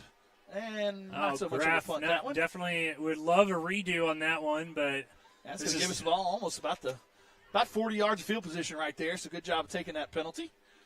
Yeah, you go from the 11 to the 49, not bad at all. Yeah. So this Elgin offense is going to take the field once again. They, sputtered on that first drive, and sputtered. It's not that they looked poor. It was just that one bad play where they tried to sweep, and the Woodward defense really played it well, kind of almost as if they saw it coming. And now, really since then, they've kind of been humming along, and they've looked like the Elgin offense we've seen. Opened up the pass game a little, so. By opening up the pass game, it allows that running game to kind of catch up now. And Ritson in the backfield. Meyer's going to take the handoff, and he's going to try and finagle his way forward. Man, he is just he is a load to bring down, and there's a reason. I mentioned before, I did not grow up in a wrestling state, and they talk so much about the kind of pliability or the crossover between the wrestling and football players, and you often hear about it with linemen and the hand fighting and the leverage. When you're a two-time state champion, you're hard to bring down, especially at that weight class. Well, and he uses his arms and his upper body so well of pushing people off of him, and I mean, he's a big, strong running back there, so obviously he runs people over as well. But he does a great job of pushing people off.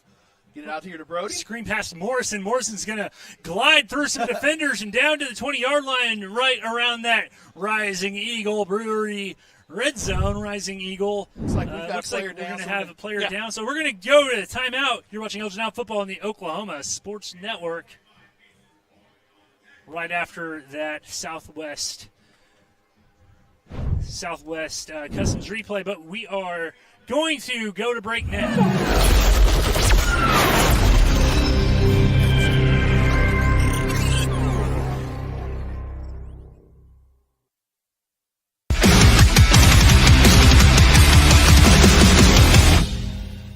Your job can get dirty. You need a solution.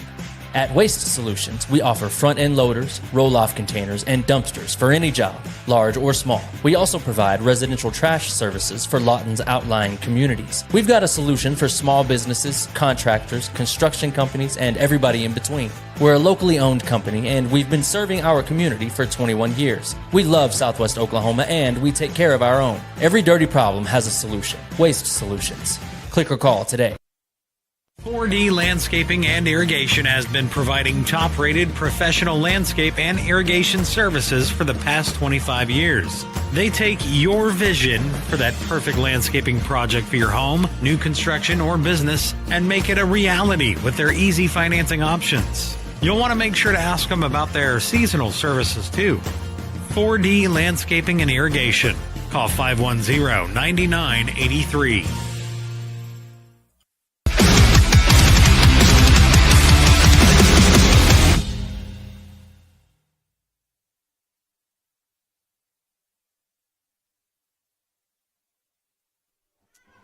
Back live, almost halfway through the second quarter of 6:45 to go. Yeah, 6:45 to go in the second quarter, brought to you by the Lawton Fraternal Order of Police.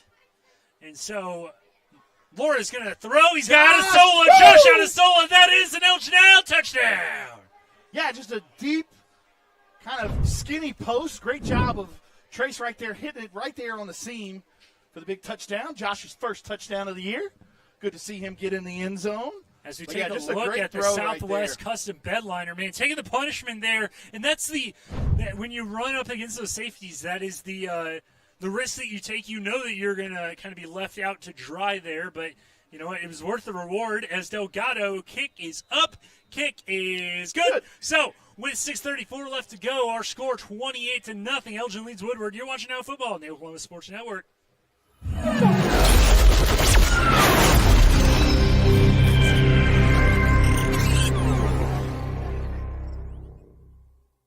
They say the best way to be a good neighbor is to know your neighbors and give a little help when they need it. And when you need a little, you can find help at Ace Hardware in Elgin. Not only do they offer everything from grills to flowers, paint, hardware, and tools, they offer experience to help guide you through the process. And they're happy to take the time to make sure you can do it right. Ace Hardware of Elgin. They're more than just a hardware store. They're your neighbors. Ace Hardware, 7796 Highway 277.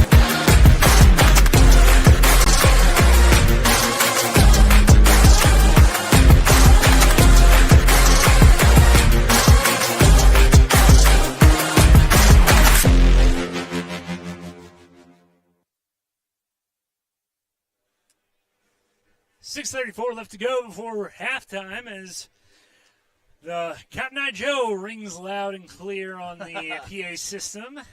Military Appreciation Night tonight. Yeah, Woodward wearing their very cool, military kind of camo with the flag on the shoulders. I talked to their athletic director before the game. Very nice guy. Who want to thank Woodward for the hospitality. This is our first kind of true road game. Obviously, we were at Cameron Stadium. Yeah. But, yeah, this is the longest road trip we will take this year, certainly before playoffs, but probably all year, as we're going to see Adon Delgado with another Waynes driving kickoff. Come on, everybody, let's go to Waynes! Adon is going to line drive that puppy. It's going to be taken down at about the 10, and he's going to be going toward his own sideline. Lataw, it looks like, and Kason Meyer, almost like he was in the rodeo or something, kind of good steer job. Wrestling there. Yeah, good job right there of coverage by get him inside of the 20-yard line there, making him a long field to go. Got to go 81 yards.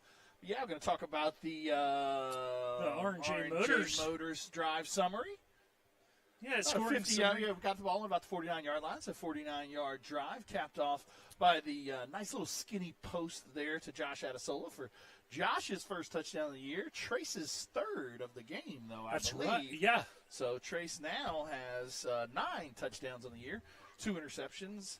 But doing a great job so far this year. Like I said, had 560 yards coming into the game, completed 31 of 47 passes. Haven't seen many incomplete passes tonight, so probably helped out that completion percentage a little. Little pass, and it's completed, but immediately might have regretted that decision because here comes number 18. Brody, number 18, yeah. Yeah, CD. Colin Donnelly. Yeah, he's man, he is a menace. He is nicest kid you'll meet off the field, but when he's on the field, man, he bad things. Saw Ryan today, get my hair cut at Hale Bent. Oh, there you His go. Dad. Yeah, stick with us at halftime. Hale Bent is one of our new sponsors. Okay, yeah, that's right. They'll be your sponsor for second half keys to the game. Mary and Shannon and Tara and Caitlin do a great job over there at Hale Bent. Need to go over there sometime to get most of those guys are. They do said they were all watching tonight. So okay, there we go. Yeah. We'll hold them thanks to that. Yeah, thanks for watching, ladies. Speaking of number 18, Colin Donnelly and Tristan Kephart sniffed that out as Mr. Graff is brought down way behind the line of scrimmage. Looks like Braxton Antuna was there at the end. Yes, it brings up a real third and long here, kind of where we've kept them all night. And good job by the defensive front of creating some penetration right there. And Colin Donnelly coming from his linebacker spot and cleaning things up like he usually does. So the big key to our defense so far. Looks like they're going to have a timeout called. So we're going to take a timeout as well. 5:12 left to go. You're watching Elgin Now Football on the Oklahoma Sports Network.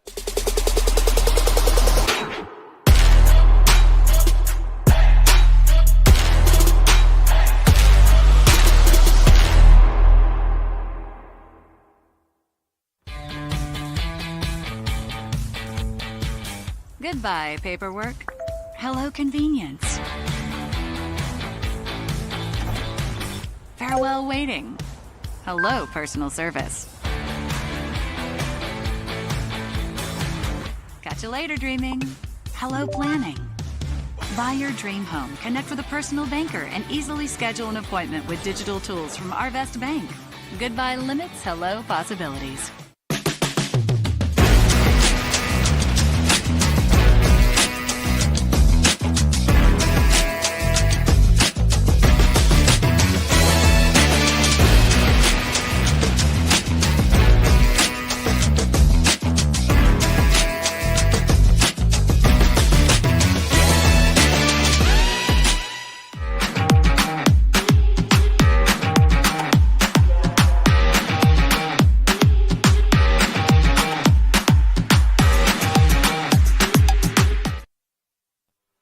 And we're back.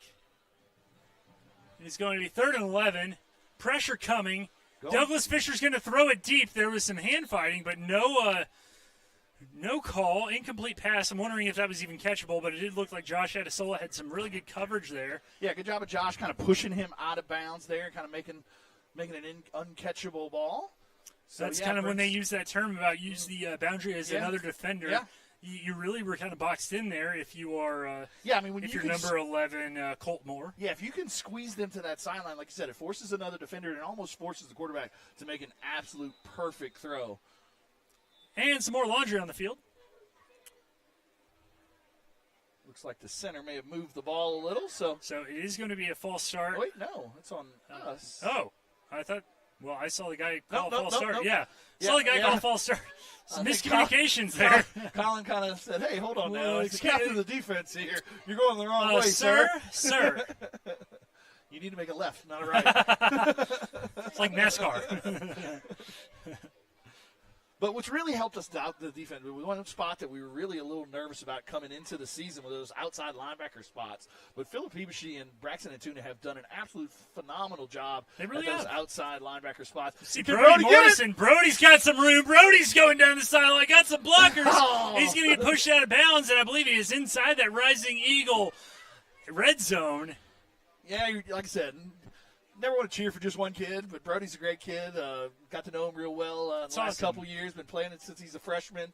Like I said, now he's a junior. Does a good job on the baseball field as well. Also plays basketball.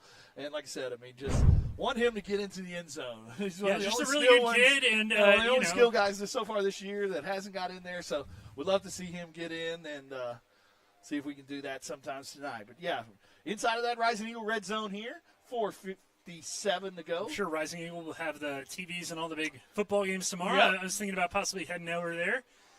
As it's going to be a pass from Laura. Touchdown, Kason Meyer. Absolute great catch right there by Kason. Kind of caught it right off his shoestrings and was able to fall into the end zone there for another touchdown. Makes it 34-0 Elgin Owls. You know, last week I made a reference or made a comment about Trace playing the game, playing the quarterback position almost as efficiently as I've seen him play it, or as crisply as I've seen him play it. Today's better. Obviously, he had a couple interceptions last week that he'd love to take back. Outside of that 5-touchdown performance against Anadarko to begin last season. You know, this is about as good as I've seen him look. As Delgado's kick is up, it is good. 35-0 our score. 4:48 to go before half. You're watching Elgin Out Football on the Oklahoma Sports Network.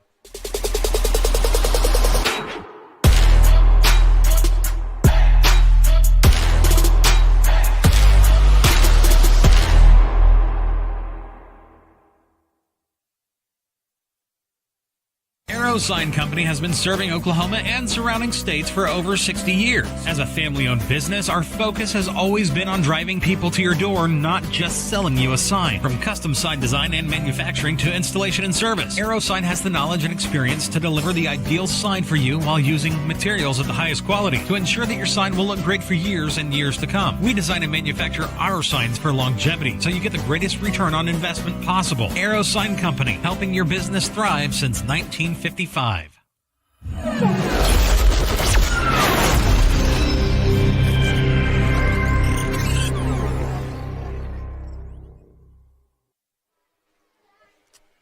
Fourth touchdown pass of the game for Trace Laura has the Owls up 35-0. As producer Chris tries to work on the scoreboard. He's done it says 35. There it is, yeah. Does a great job keeping up with down and He distance. does a good job for us this year. 4 games in, he's already a pro. Wayne's driving kickoff. Come on, Let's go to Wayne. Let's go to Wayne. Nah, we'll do better. We'll get better. He's too busy bragging on Chris. We shouldn't inflate his ego next time. Anyways, he's brought down. Bryce Martin brings down Moore. Yeah, 35-0 here. Like I said, didn't get off to the greatest start there on that first offensive drive, but since then, defense has done a good job of holding them to no points, and the offense has scored on the rest of their drives. So I was actually talking to producer Chris down on the field before the game, and I just made an offhanded comment talking about a difference between a CB radio and a ham radio, and he went into a whole. I was like, man, you know a lot about radios, dude. Okay.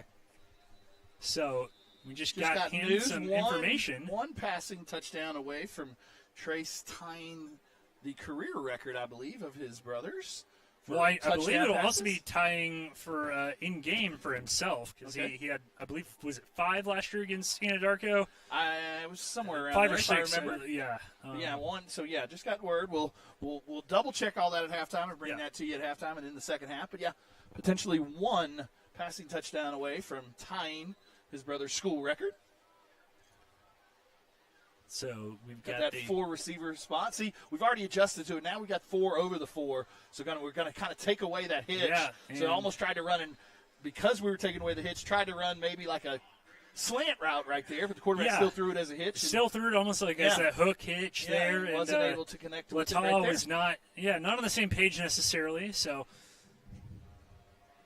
again, that's another thing that you got to remember about some of these kids who when they change positions. Yeah, I mean, all summer workouts, all that kind of stuff. Probably been working at receiver, and now all of a sudden, yeah, he probably did. Douglas some reps Fisher had been taking most of his reps at receiver probably last year, and or moved back to receiver. I think prior to this year, he's going to throw it. It's going to be caught, and he's going to be wrapped up. And Brody Morrison there with the wrap up, I believe on.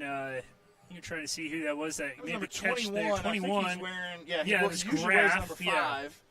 Yeah, like I said, with these jerseys, they had a couple people had to switch numbers tonight. Gotcha. Yeah, Jake number Graff. 5. Yeah, number 21 was number 5, and number 17 was number 8.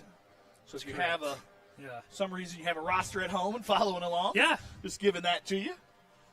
We're here with all the information tonight. That's what we do. Stick around for the second half. What we'll we have do. a lot to talk about, I'm sure.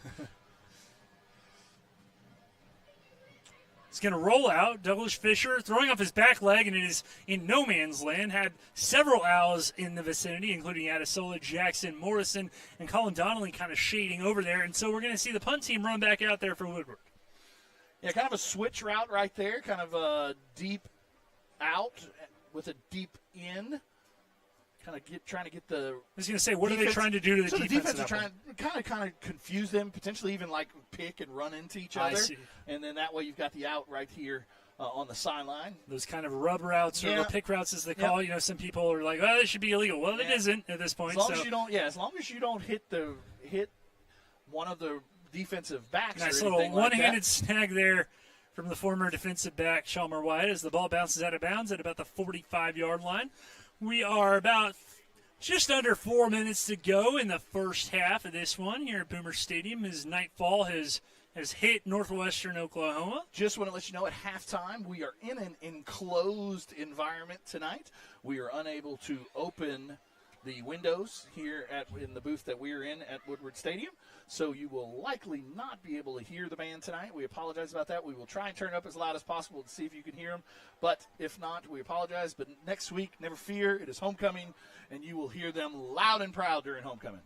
Weatherford, wow. Okay. Weatherford up 14-10 on Clinton at halftime. They heard you, Glenn. Yeah. As it's going to be a handoff up the middle to Ritzenmeyer, and he's going to be pushed and shoved and held up. Big Shea Spencer's like, no. But, yeah, another 12-yard run right there by Ritzen, running behind his pads and doing a good job. Like I said, picks up so many yards after contact. When we start playing those four-quarter games where, he's going to start to wear on people in that fourth quarter and really kind of dominate as those games move on. especially with the left side of the offensive line being as big as they are. Jackson Sutherland in motion. It's going to be a handoff again. Ritson following blocker. Sutherland with a nice little seal there, and he's going to run through a few more. He's going to bounce off another. He's got the 20. He's got the 10. He's got the 5. He's got the end zone, but he does not have a touchdown because this one is coming back. Yeah, great vision and great patience right there by Ritson, but the body control there was just incredible. And that, like I said earlier, is when you have good upper body and lower body strength and balance is what allows you to stay upright. I don't think the penalty should take away from how great the that effort. was. Yeah, the effort was amazing. You know, sometimes you'll see a play where it's like, oh, it wouldn't have happened that way if it wasn't for that. I mean, you got to call the holding penalty, but at that point, I think that was all Ritson there. It looks like Joey Arellano is in the game, number 9. Other scores in our district: Cash down 23-14 at Elk City as of a few minutes ago. They're in the second quarter, about 5 minutes till halftime. Bridge Creek beating the Douglas Trojans 28-0 at the Creek. Tuttle beating up on Ardmore. That's another team that we will keep an eye on just later this season. There goes Antuna, and he's going to be brought down a few yards past the original line of scrimmage, so down at about the 37. Other scores in 4A, Bethany beating up on Chickasha 31-0, and Blanchard struggling a little bit with Hera. It's earlier in the second quarter, but 14-7 for the defending champion Lions. Yeah, 2:38 and counting. Got Braxton back there at the running back spot, giving Ritson a little bit of a break. It's going to be a throw. It's going to be caught by Kason Meyer. He's going to slip out of the tackle grasp of one Woodward defender, and he's going to be brought down. Inside of that Rising Eagle red zone again. The 19-yard line. Kason's having a great game tonight as well. Kason's having a wonderful game. 4 to 5 catches that I can think of off the top of my head. 2 touchdowns. 1 great grab, kind of the shoestring grab on that second touchdown. Absolutely, yeah. Trace is really playing a great game tonight as well. Looks like we are right inside that Rising Eagle red zone. It's going to be a handoff to Antuna. Tiny's going to follow Big Shea Spencer. And Shea Spencer's going to plow through some guys, and Antuna's going to be brought down at about the 1-yard line. So Braxton couldn't quite get in, and he's got his helmet kind of above his head there, but he still has control. He's going to come out. Ritson. Looks like they're going heavy right here. What did Ritson say that after that one game? Put the nasty on him or whatever it is at the goal line. Yeah, this is our jumbo formation, bringing all the. Well, no, it's not. They're keeping the quarterback in. We're not running the wild Ritson there, but we got Brody and Joey out here. On 2 wide outs, and they're going to be spaced pretty evenly. And we're going to see here some whistles. So timeout. So with just 1:38 remaining before halftime. Our score is 35-0. You're watching All Football on the Oklahoma Sports Network.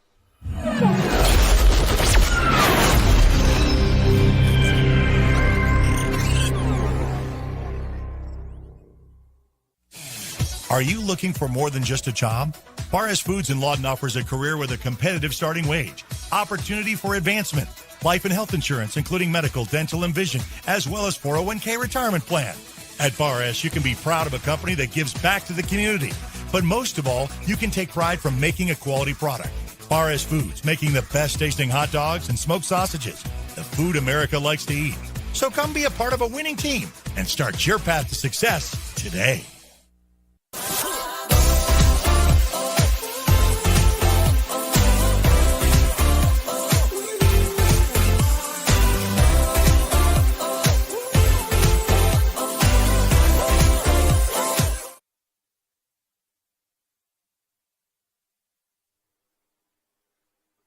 It's going to be a handoff. Colin Donnelly in for the touchdown. Little inside handoff to the tight end there. Colin Donnelly gets the big touchdown. First touchdown of the year. Rushing touchdown for Mr. Colin Donnelly. Good to see him get in the end zone. Absolutely. I know he had at least, 1 receiving touchdown last year, I believe. And just a quick little inside handoff. They've ran it with Kaysen a couple times tonight, but good job right there.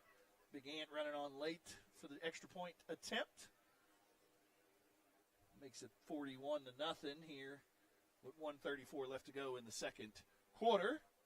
The kick is up and the kick is good. So that makes it 42-0 with 1:34 left to go in the second quarter. You're watching Elgin Isle football on the Oklahoma Sports.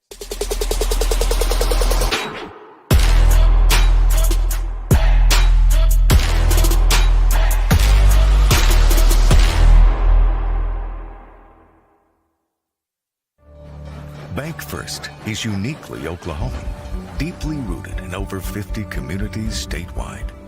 From those roots, our investment in education springs forth, helping to raise the Oklahoma leaders of tomorrow while providing financial strength to the business leaders of today. That's the kind of loyalty that helps entire communities thrive. Bank First, loyal to Oklahoma, loyal to you. Welcome back to Woodward, and 42-0 is our score. The Colin Donnelly touchdown run makes it 42-0. Joe, if you're out there watching, we miss you, buddy. Yeah. But you're getting your money's worth in again this week. Yeah, because guess what? It's time for another Wayne's Drive-In kickoff. 2 locations in Lawton for the best chicken fingers, fries, shakes, and more. Come on, everybody. Let's go to Wayne's. Big fan of their banana milkshake, made with real bananas. There you go. We've got Adon Delgado ready to kick off again. The left foot boots it, and it is going deep. Down to about the 10. It is going to be received by, I believe, Lataw, and he's going to swim through Myers and then be brought down. I believe that's Lohman. Yeah, Lohman on the tackle right there. So, probably the first time this year that I didn't have to look it up and be like, wait, who's number 4? There's not an Adasola there anymore. Okay. Yeah, shout out to Mike when I. There's a freshman Adasola. That's Look, true. Caleb's a freshman. Caleb. So the R&J Motors scoring summary there was just, not a ton going on in terms of yardage. Yeah, resistance there wasn't just. I don't know. They ran the ball well, and then the big run by Antuna put him at the 1. And then Colin punched it in. Douglas Fisher is just going to be surrounded, and he's going to fling it toward the sideline. That's got to be. There's nobody in that. Nobody really in that vicinity. He got hit. Yeah, I mean, I don't blame him right there. But, I mean, it's got to get to the line of scrimmage. There's got to be somebody in the. Yeah, there we go. Yeah, just great job there of penetration by Shea, and Hudson Begley's in there at that nose guard spot. Tristan Kephardt's still in. Yeah, it looks like they did throw a penalty flag, and they are going to mark it off for intentional grounding, and that is also going to be a loss of down. So they won't replay first down. Nope, second down. Second down deep at their own 5-yard line. So $1:19 to go before halftime. Looks like our band will perform at halftime, so we'll stick here with them. So it makes it second and a long way. Yeah, 42-0 our score. If you're just joining us, we thank you for watching us on the Oklahoma Sports Network. Trace Laura has 4 touchdown passes tonight. It's going to be a pass from Douglas Fisher, and it's through the arms and hands of his intended receiver. Looks like that was Graff. Yeah, Trace got 4 touchdowns, 1 to Ritson, 2 to Kaysen, and 1 to Josh. The other Ritson 2, also, Ritson has a rushing touchdown, and then Colin Donnelly on that little touchdown as well. That little plunge there. I say plunge. He stood up and just kind of waltzed into the end zone on that one. But the score is 42-0 as we approach halftime. Yeah, had to punt on that first drive, but then after that, I've punched all of them in since then. And defense has done a great job like they have all year. It's going to be a throw again. It's going to be high-pointed and brought down by Graff. Very good play by Jake Graff. And Brody tried to go for the interception on that one rather than the tackle. Looks like Graff is a little gimpy, so we're going to take a timeout as well. 1:10 to go before halftime. You're watching Elgin Isle Football on the Oklahoma Sports Network.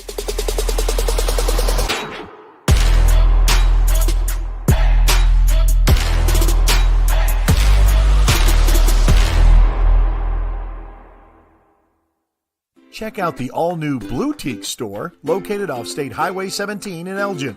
They have an amazing selection of pre-loved name brand men's, women's, and children's clothing and jewelry, including a large selection of sterling silver.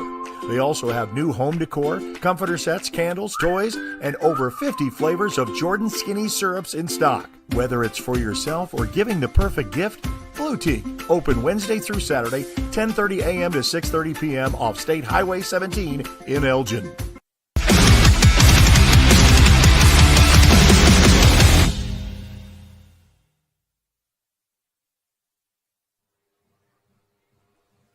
The Boomers come back out on the field with 1:10 to go before halftime. Punting situation right here. That's right. Like I said 42-0. Why would you call a timeout right there if you're Elgin? Like I said, not often do you get to work the 2-minute drill in a game situation, so I think that's what the Owls are thinking. Bryce Martin's back there on the field, so he seems to be okay. Punt is a line drive, and Brody's going to catch it like the good baseball player he is, and he's going to be brought down. Very good kind of awareness there by, I believe that was Latau, number 3, who it does certainly seem like about 3 players have been making all the plays for Woodward tonight. Got some extracurricular things going on in the end zone at some point. So it looks like Hunter. Looks like we do somebody have some got into flags. it a little, I so don't know what's going to happen here. Colin's kind of asking the white hat for some clarification, and we will get some momentarily. I don't think it'll be interesting to see if this was post-play, because if this will get Woodward a first down or what exactly is going on here. So let's see.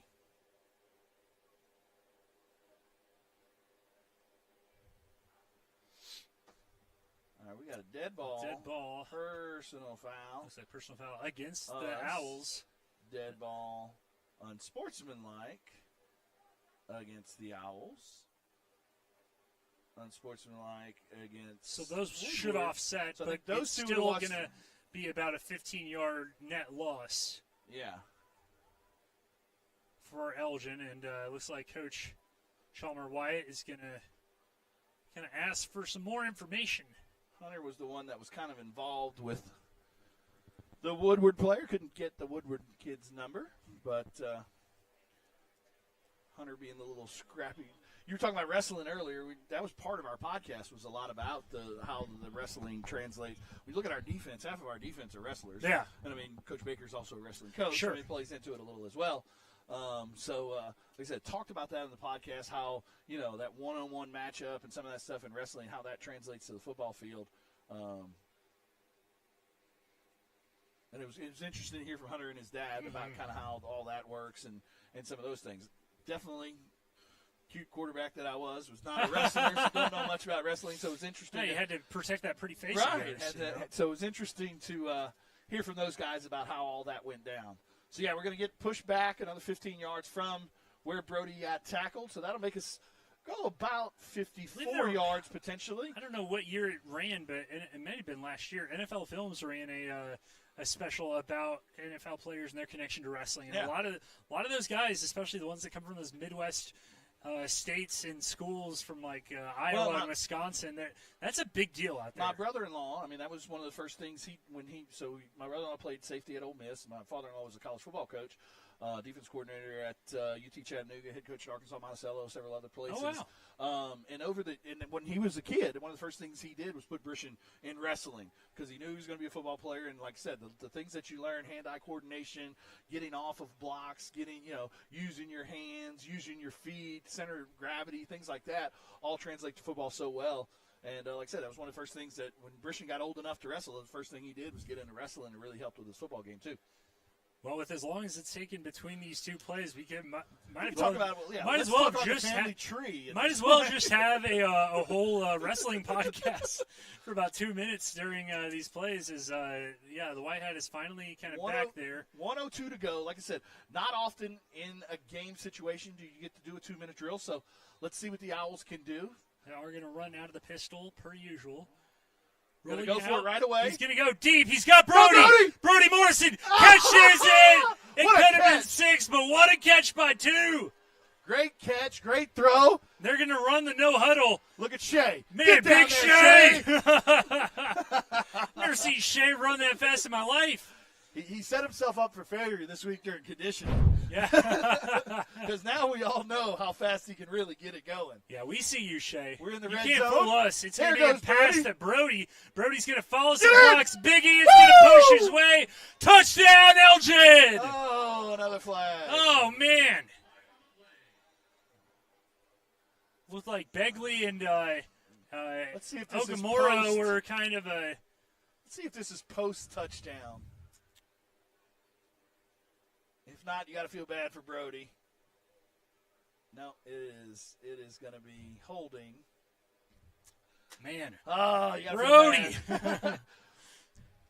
If anybody wants Brody's first touchdown more than Brody, it might be Vincent Saylor. But, yeah, what a catch on that long post route. I mean, just was able to get his fingertips on it and hold on to it. And then good job of running after the catch on that one. Didn't see the block in the back. I saw a block, I believe, from Ogamoro, number 55, but I didn't really see anything that was, beyond the rule book. Right. But I the also... lineup here, 4 wides, pistol formation. Yeah, Ritzenmeyer back in the backfield, the 5-down lineman. Laura's going to drop back. He's going to throw to the right. It's going to be caught by Kisenmeyer. He's going to try and juke a defender. Oh! He's going to be brought down at about the 2. 36 seconds. Time clock is running. Owls have one timeout left, but they're going to try and they're doing fine on time, but they're trying to get a play in from the sideline. Like I said, the one good thing about Donnelly us does come in as that extra blocker. So 3 receivers to the left. It's going to be a handoff to Meyer. Woo! That is an Elgin Owl touchdown. Ritzenmeyer's second rushing touchdown of the game, 3rd overall. That makes it 48-0. Elgin Owls. Yeah, 14 seconds left before half. Elgin just kind of imposing their will on the home Woodward Boomers. Brody Morrison, man, Brody. Maybe he has to get Just one. Maybe everything pick but. 6, buddy. That's gonna be pick 6. That's gonna be his nickname at this point. Is everything but the touchdown. He does everything but. And that one's good. Makes it 49-0 with 14 seconds left to go in your first half. You're watching Elgin Owl football on the Oklahoma Sports Network.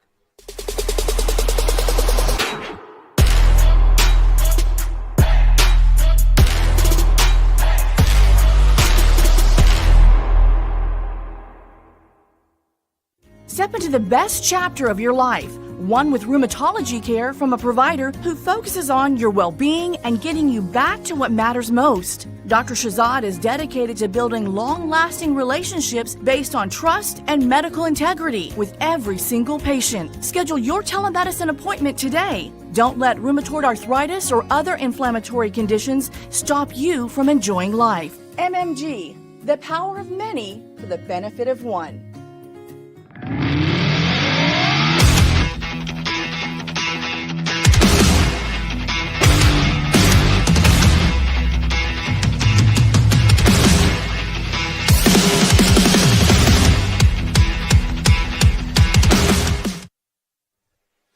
Back on OSN, back here in Woodward, where Elgin leads 49-0. 14 seconds to go before halftime against the Woodward Boomers. Glenn Brockenbush with Vincent Saylor. Hello, ladies and gentlemen. Adon Delgado with another Waynes driving kickoff. Come on, everybody. Let's go to Waynes. It's going to be a deep kick. He's going to take it at about the 9, and he's going to follow blockers. Nice little block there, but he's going to be pursued and brought down. I believe that was Latau again, or Latau brought down, it appeared, trying to get a jersey number. Yeah, Sam Jochna down there. Special Teams Player of the Week last week. Yeah. Did a great job. Recovered that muffed kick and also had a couple tackles. So his named Special Teams Player of the Week. Congratulations to him. And then in Stick around after the game. We'll have our K5 Overhead Doors Offensive Player of the Game, and we'll also have your Elgin Roofing Defensive Player of the Game. Yeah, some new sponsors this week. We want to thank everybody who's Kitchen post-game show. It's really cool to see people be that fired up, that gung ho to help out the Elgin Owls and help out the newly cemented number 1 team in the state. Yeah, and so they are just going to take a knee there. Don't want to do any more damage, and so with that, our halftime scores we head to the locker rooms. Elgin 49, Woodward 0. And we will take it to commercial break. You're watching Elgin Owl football on the Oklahoma Sports Network.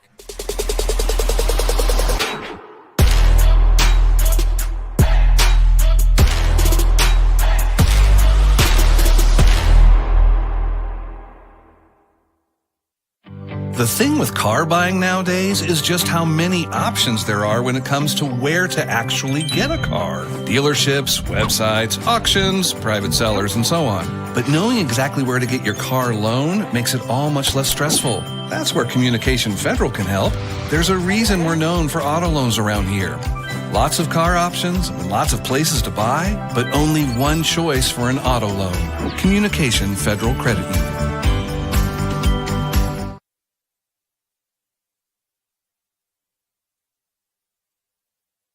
College is more than just going to class. College is a journey. It's meeting new people and making new friendships that will last a lifetime. It's learning from professors who care about you and your success. And finding out it can be really fun and rewarding. It's discovering that thing you want to do for the rest of your life. Cameron University is all about helping you grow and succeed. Because your success is our success. Lawton Fort Sill Regional Airport, just 1 mile to anywhere. Offering non-stop service to Dallas-Fort Worth. Fast, friendly, and convenient without all the hassles. Easy parking, and with close proximity to your arrivals and departures, all in their newly renovated terminal. Here to there in just 1 mile. To book your mile to anywhere destination from LAW, log on to AA.com. Or call 800-433-7300.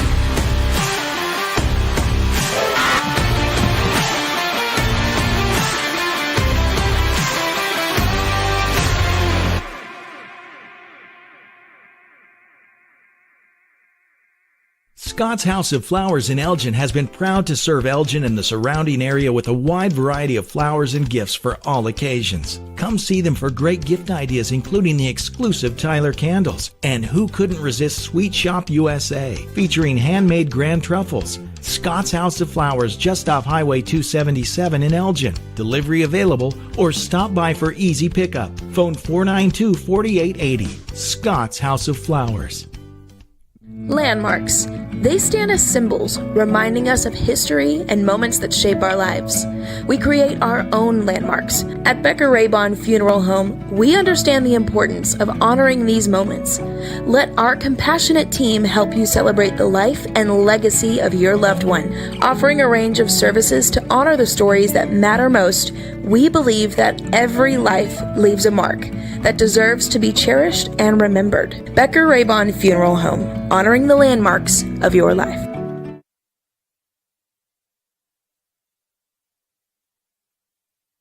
to the band right now. Your halftime band sponsor is Corey Eastlick, Farmers Insurance. As you're got a little bit of echoing going on. No, that's even worse. There we go. All right. So, yeah, you got the halftime band sponsor, Corey Eastlick, Farmers Insurance, as your local farmer's agent, right next to All-America Bank. She can help customers like you identify the insurance coverage that best fits your needs. This process is straightforward and personalized to help make you smarter about insurance. With 18 years experience in the industry, she has the knowledge and tools to help you better understand your coverage options. Whether that's auto, home, life, renters, business, insurance, and more, call her at 580-492-5547. Again, your halftime band sponsor, Corey Eastlick, Farmers Insurance.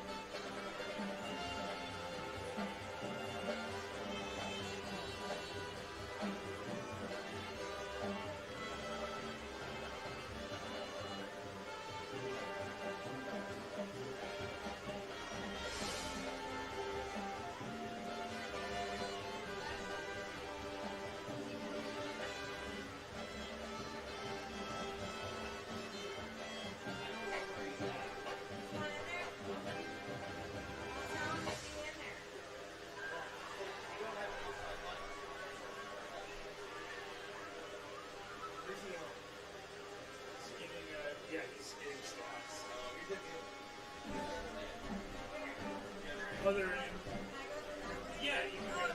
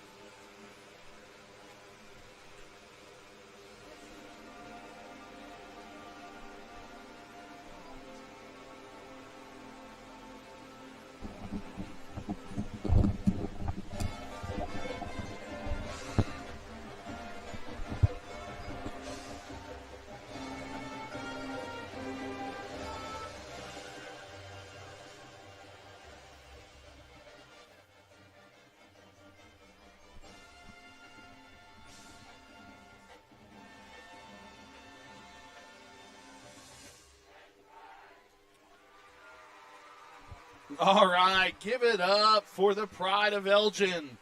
That was your Corey Eastlick halftime performance by the pride of Elgin.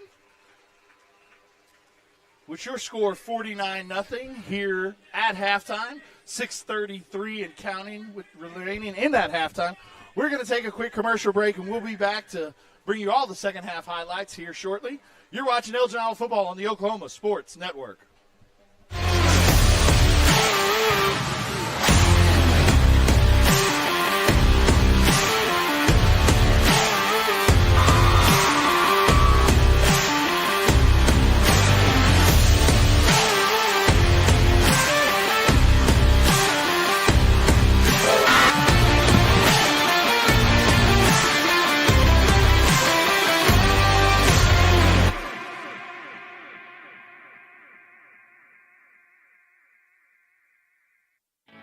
At Firehouse Subs, a portion of every purchase helps provide life-saving equipment to first responders across the country.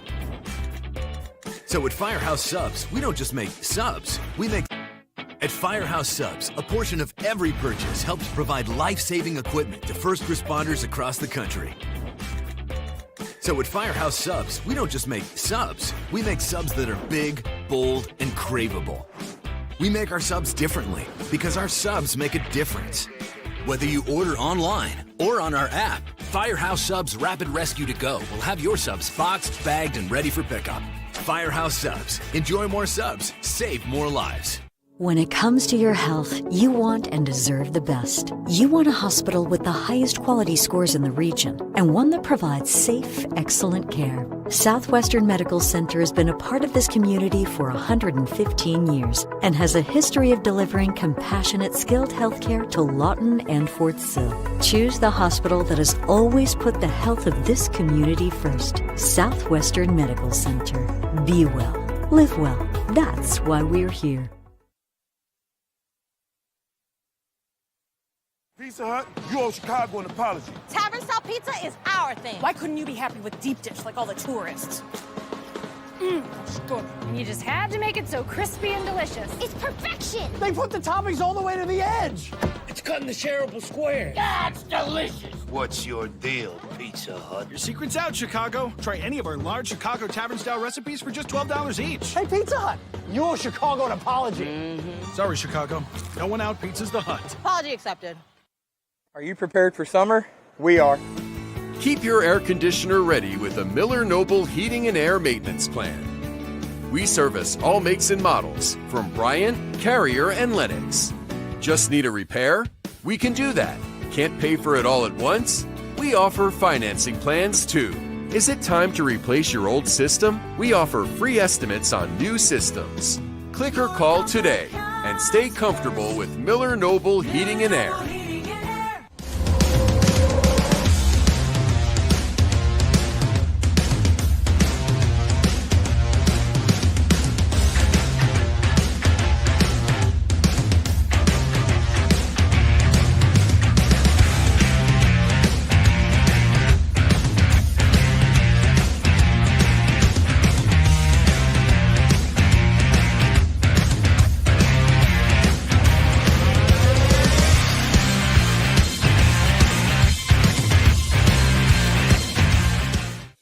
At Billingsley Ford, we pride ourselves on the integrity and transparency of our pricing.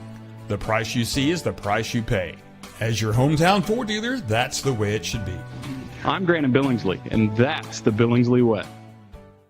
Bring home the win at Billingsley Hyundai with huge savings every day from our massive inventory of new and pre-owned cars, trucks, and SUVs. Come by today and see how we can help find a winning deal for you with America's best warranty. Now that's the Billingsley way. The heart of Oklahoma, where your home isn't just a place, it's your peace. At Century Roofing, We understand the importance of protecting your peace. We're experts in roofing technology, techniques, and customer service because we care about Oklahoma and we care about you. At Century Roofing, we combine quality craftsmanship and exceptional service because your home deserves the best. Century Roofing, staying on guard for Oklahoma.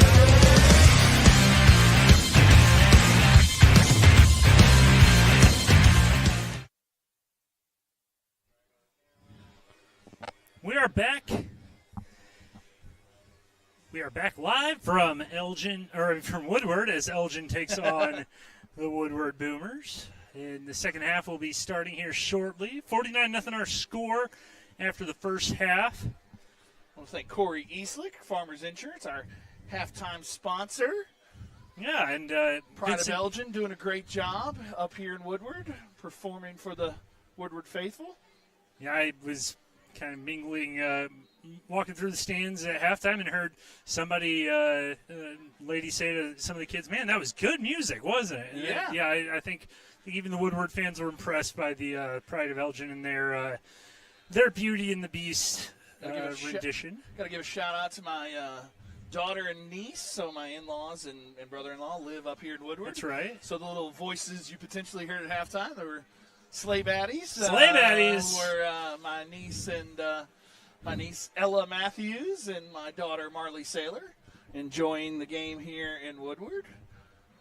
We're going to stay up here tonight. Sorry about that, boys and girls. No. Enjoy the ride home. Oh, I've got all my podcasts and rock music lined up to keep me awake for the next there we go. 3 hours after this. So, and while we're here, we got our new sponsor. That's right, Hale Bent. We talked about them a little bit during the first half, but Hale Bent, walk-ins or call-ahead appointments that specializes in military men and boys haircuts. Hale Bent, 7796 U.S. Highway 277, phone number 580-454-4253. You ever see me with a hat off? That beautiful haircut is done there at Hale Bent. But your second half keys to the game, they're the second half keys to the game sponsor. Get out of here healthy. I mean, it's 49-0. Obviously, last week had a big lead at halftime as well. The 2s and 3s got to play some defense. Coach Baker gave up 2 touchdowns, so probably want to work on that. Talked about that with him during the podcast. Like I said, when those guys are in, the standard is still the standard. So got to play sound assignment football here in the second half on the defensive side of the ball. On the offensive side of the ball, going to keep running and churning that clock. Trace is 1 touchdown away from tying his brother's all-time touchdown record at school. Okay. Not sure if he's going to play here in the second half or not. Talking to Coach Adam Castro, offensive coordinator Adam Castro at halftime. Not sure if we're going to see Trace or not. It kind of depends on some of the warm-ups here coming in. And if we do the running clock in the second half, not sure if we're going to or not. But we'll see if we do that. If we do the running clock second half, you probably will not see Trace. So maybe next week against Elk City in that homecoming game, he can do it at home. Oh, that would be a really cool deal to do. We might call time, like if that's the case, we might call time out like we did with Matt Lund. But yeah, that'd be a cool record to break. And not only is he breaking a record, but it's also breaking his brother's record. Yeah. which would be good Thanksgiving talk. Yeah, I was going to say over the that's turkey. Yeah. So I that's a bet pretty Curtis. cool deal. What does Deion Sanders say? You know, I always rank my sons or something like that. I don't know if Curtis will ever admit to that, but I'm sure Trace definitely earned some brownie points at home if he's able to top top his brother's record there. But talking about Trace, I mean, got with David during halftime as well. Got some stats. Trace is 12 for 13. So definitely helping out his old completion percentage there. 12 for 13 for 4 touchdowns and 221 yards through the air. Kason Meyer has 4 catches for 69 yards and 2 touchdowns. Ritzenmeyer actually only has 1 touchdown on the ground. Thought maybe he had 2, but he has 1 touchdown on the ground. He's got 83 yards rushing, but he also has that 1 touchdown reception. That's right. So he's got 2 touchdowns tonight. Braxton Antuna has a touchdown That's as well. Right. Braxton had and then Colin Donnelly also has a touchdown. As far as total yardage goes, we have 396, and the Bombers have 55 yards of total offense, -4 yards rushing. Wow. So obviously defense is doing a great job up front of containing that running game. But we're about to get ready for your Wayne's Drive-In kickoff. Yeah. Another one. Joe, we missed you tonight. Another one. So, obviously, tonight we have not had any interviews with Coach Wyatt, and we will not have any interviews with our players of the game, so we're sorry about that on the front end. But we will still bring you all the second half action as it comes. It is 49-0, and we're about to kick this thing off for the third quarter. And your third quarter sponsor is? It's you. Hey! Vincent Saylor, Saylor, State Farm, the #1 State Farm agency in all of Oklahoma. That's boast on specifically for my father-in-law. Don't fact check that. Yeah, no, take our word for that. But the Woodward State Farm agent in so, some people say that. Well, who? Some people is inferior. Right. So. Come on, everybody. Let's go to Wayne's. Adon Delgado going to angle that one. It's going to be dropped, and it's going to be picked up by the Owls. It looks like at the 30. Yeah, it looks like number 6 right there, Gabe Rush on the cover. Gabe Rush, yeah. Just kind of muffed right there. Gabe got down there quickly and was able to fall on the ball. So gets the ball right back for the Elgin offense. Yeah, and at it'll the be interesting 30-yard to line. see if Gabe, is he... Gabe might play some quarterback tonight, more than likely. Looks like we are doing the running clock, so 11:50 to go. I do see David Cardoza. I see most of the offensive line in that offensive huddle, but as they Big Ant comes out. Okay, never mind. Okay. Yeah, you've got Corday at receiver. Looks like, as I'm trying to read this, is that C.J. Devine and Zayden Roberts. Big number 73, Brody Ballou. And it looks like it is Rush there at quarterback, and we're going to see Brody Ballou, Ballou's son. There goes David Cardoza. Cardoza up the middle. Cardoza with room. Cardoza's going to cut it. He's going to be pushed down. Woo! Touchdown, Elgin. 30-yard touchdown run by David Cardoza. I believe his second of the year. And that was a close one because they pushed him down and you couldn't tell where that shoulder fell, but they gave him the touchdown. Gave him the benefit of the doubt. So Trace running as you see the clock. If the clock is up on the screen, we've got a running clock here in the second half. So this will probably be a fairly quick half. 55, extra point pending. 56-0 our score. So, woo! We will go to break, and as we said, 56-0 your score. You're watching Elgin Out Football on the Oklahoma Sports Network.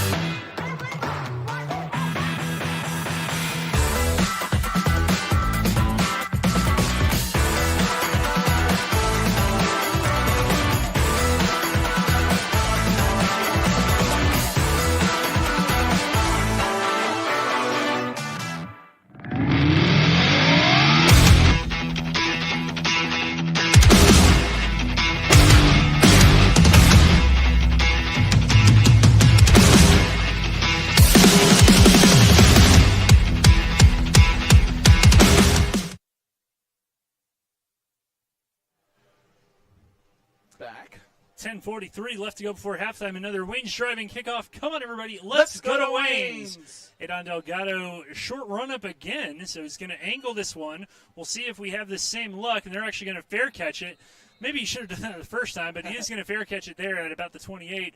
And so number 56-0. Yeah, 56-0. That like I said, got to get these 2 and 3 defensive linemen and safeties and some of those guys in during this second half. Like I said, want to still continue to play up to that standard that Coach Baker has. Not much of an R&J Motors scoring summary because, it was one play at 30 yards, run by David Cardoza. Great run there. Second touchdown of the year for David. Handoff. No, it's going to be a fake. He's going to throw it. It's going to bounce up. Ball is intercepted. No, it's not. God.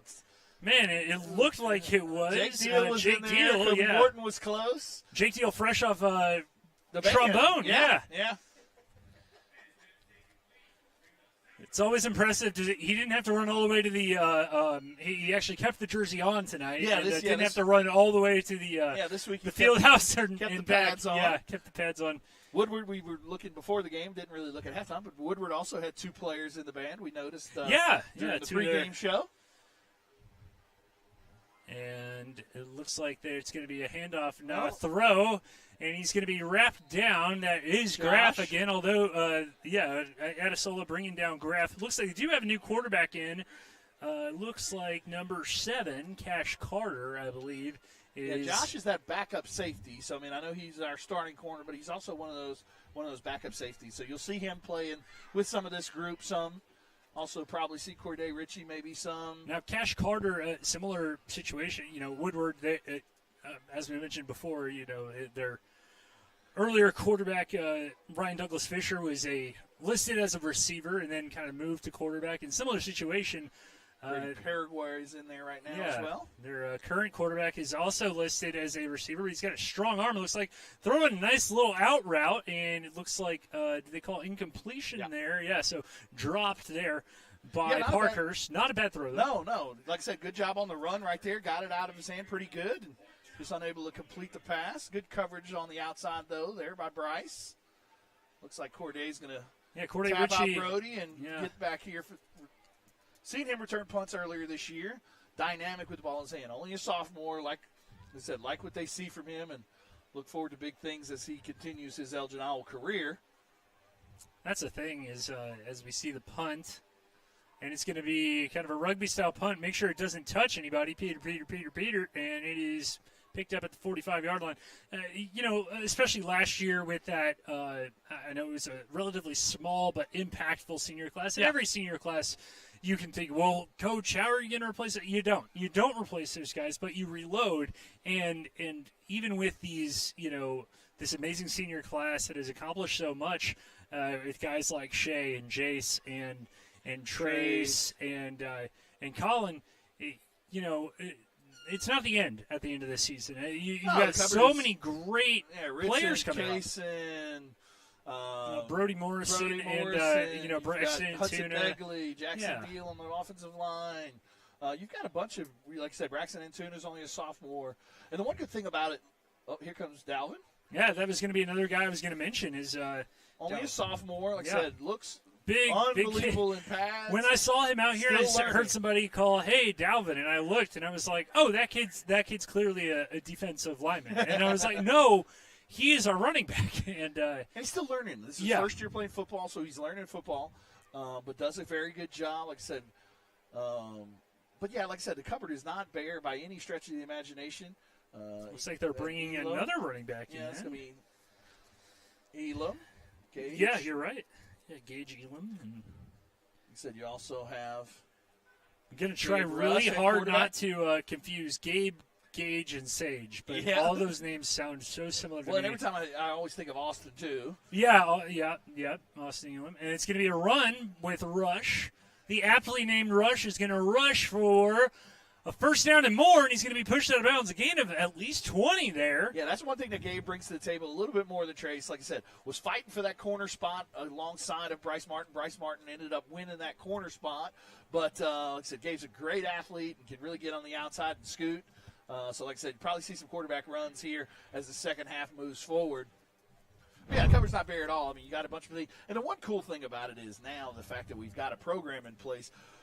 these kids are getting some good experience with the way that we're taking care of teams and stuff like that. They're getting some big-time atmosphere experience when it, like I said, Trace and Jace and those guys had to get those experiences, as freshmen, right, being the guy. Yes. So, they're getting like Braxton there's Jeremy Lohman. Yeah, John Lohman, yeah. The Dad's Jeremy. Okay. Scott's House of Flower. Yeah. Oh, that's right. yeah. Scott's House of Flowers right there. But like I said, Braxton having those being able to play last year some as a freshman and getting some big carries and Anadarko game, Ardmore game, some of that type of stuff, prepared him to be that 2 guy this year. And like I said, he really walked in and had no problems with that. So the John Lohmans and some of those guys that are sophomores, Casey Myers getting a ton of experience this year, only a sophomore. Some of those guys are getting all that experience is really going to help out moving forward next year. The biggest thing is you're going to need to find a replacement. And Caden's doing a great job with the JV team so far, so look forward to him getting back and doing his thing at the quarterback spot. That's right, yeah, as Clark is going to be brought down. Yeah, as the quickly moving third quarter down to about 4:26. Vincent Saylor, third quarter, and with all that joking about my father-in-law, but you can call us at any time at 580-699-2771. Love to talk to you about insurance. Right there on financial services, one-stop shop for all your insurance and financial services needs. Right there on Gore Boulevard. Yep, across from Yummy Yummy. Oh, that's right, yeah. Yeah. You ever go over there? A couple times. Yeah. A couple times I've been over there. I'm sorry, this is non-sponsored. This is, yeah. She gets mad at me every now and then when I do go over there because I don't go over there enough. She tells me, your neighbor, you don't come enough. It's going to be a run. I said, I'm sorry. Pushing out at bounds. And a little run right there by Elam. Going to bring up a third or fourth down, maybe. Going to be interesting fourth to see. Short. Yeah. I think we'll go for it here on our 30. Not much to gain, but not much to lose, really, at this point in the game. Is we also see, I believe, Chris Sepetaw out there. Big one next week, Elk City. Yeah. We'll get you some scores during maybe the fourth quarter. Elk City and Cash were in kind of a little barn burner there for a little while. Yeah, and that's one of those things where, and I used to give, other people, including my old boss Joey Goodman at the Constitution, a hard time of going with brand name recognition. Is it's going to be a handoff up the middle. Helmet comes off. Yep.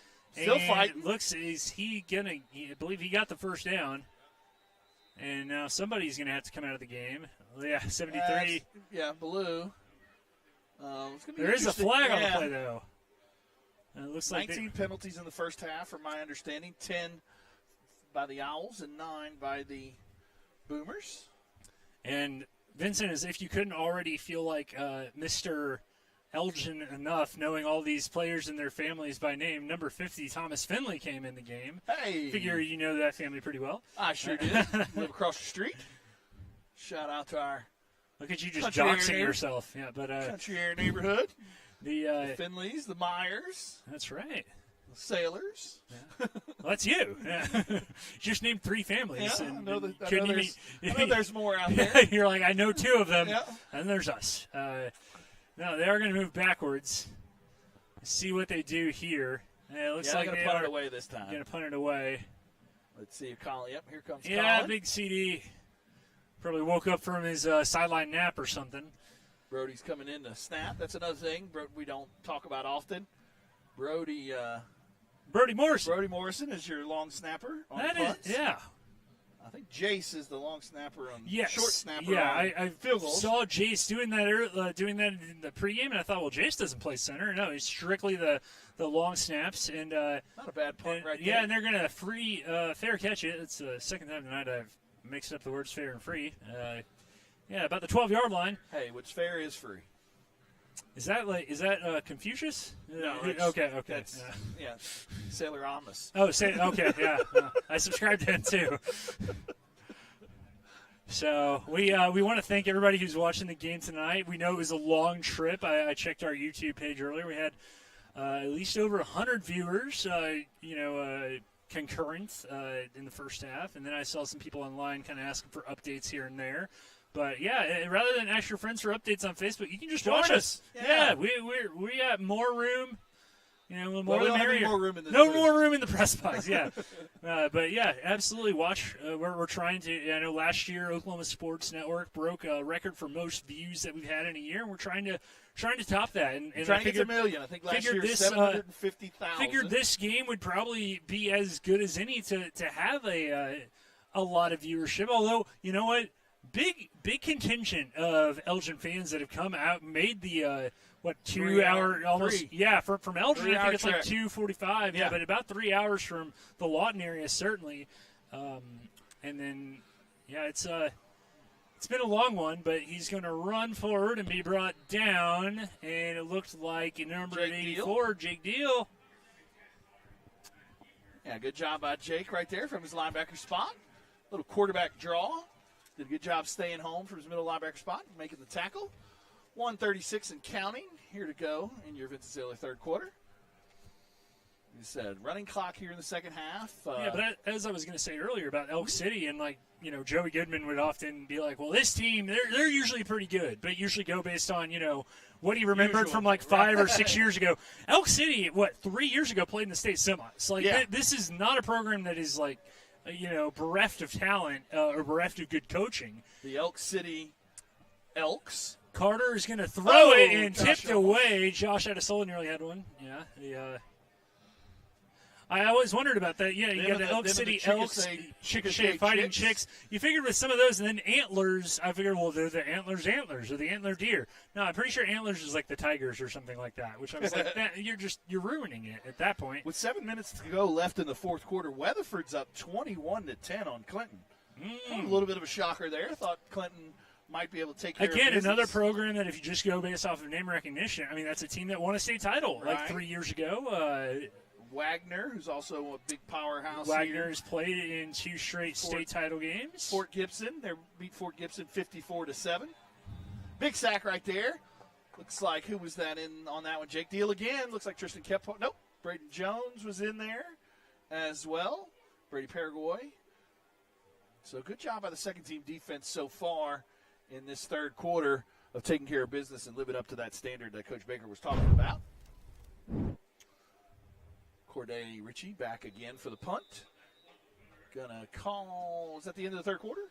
That is the end of the third quarter. So you're watching Elgin Owl football on the Oklahoma Sports Network.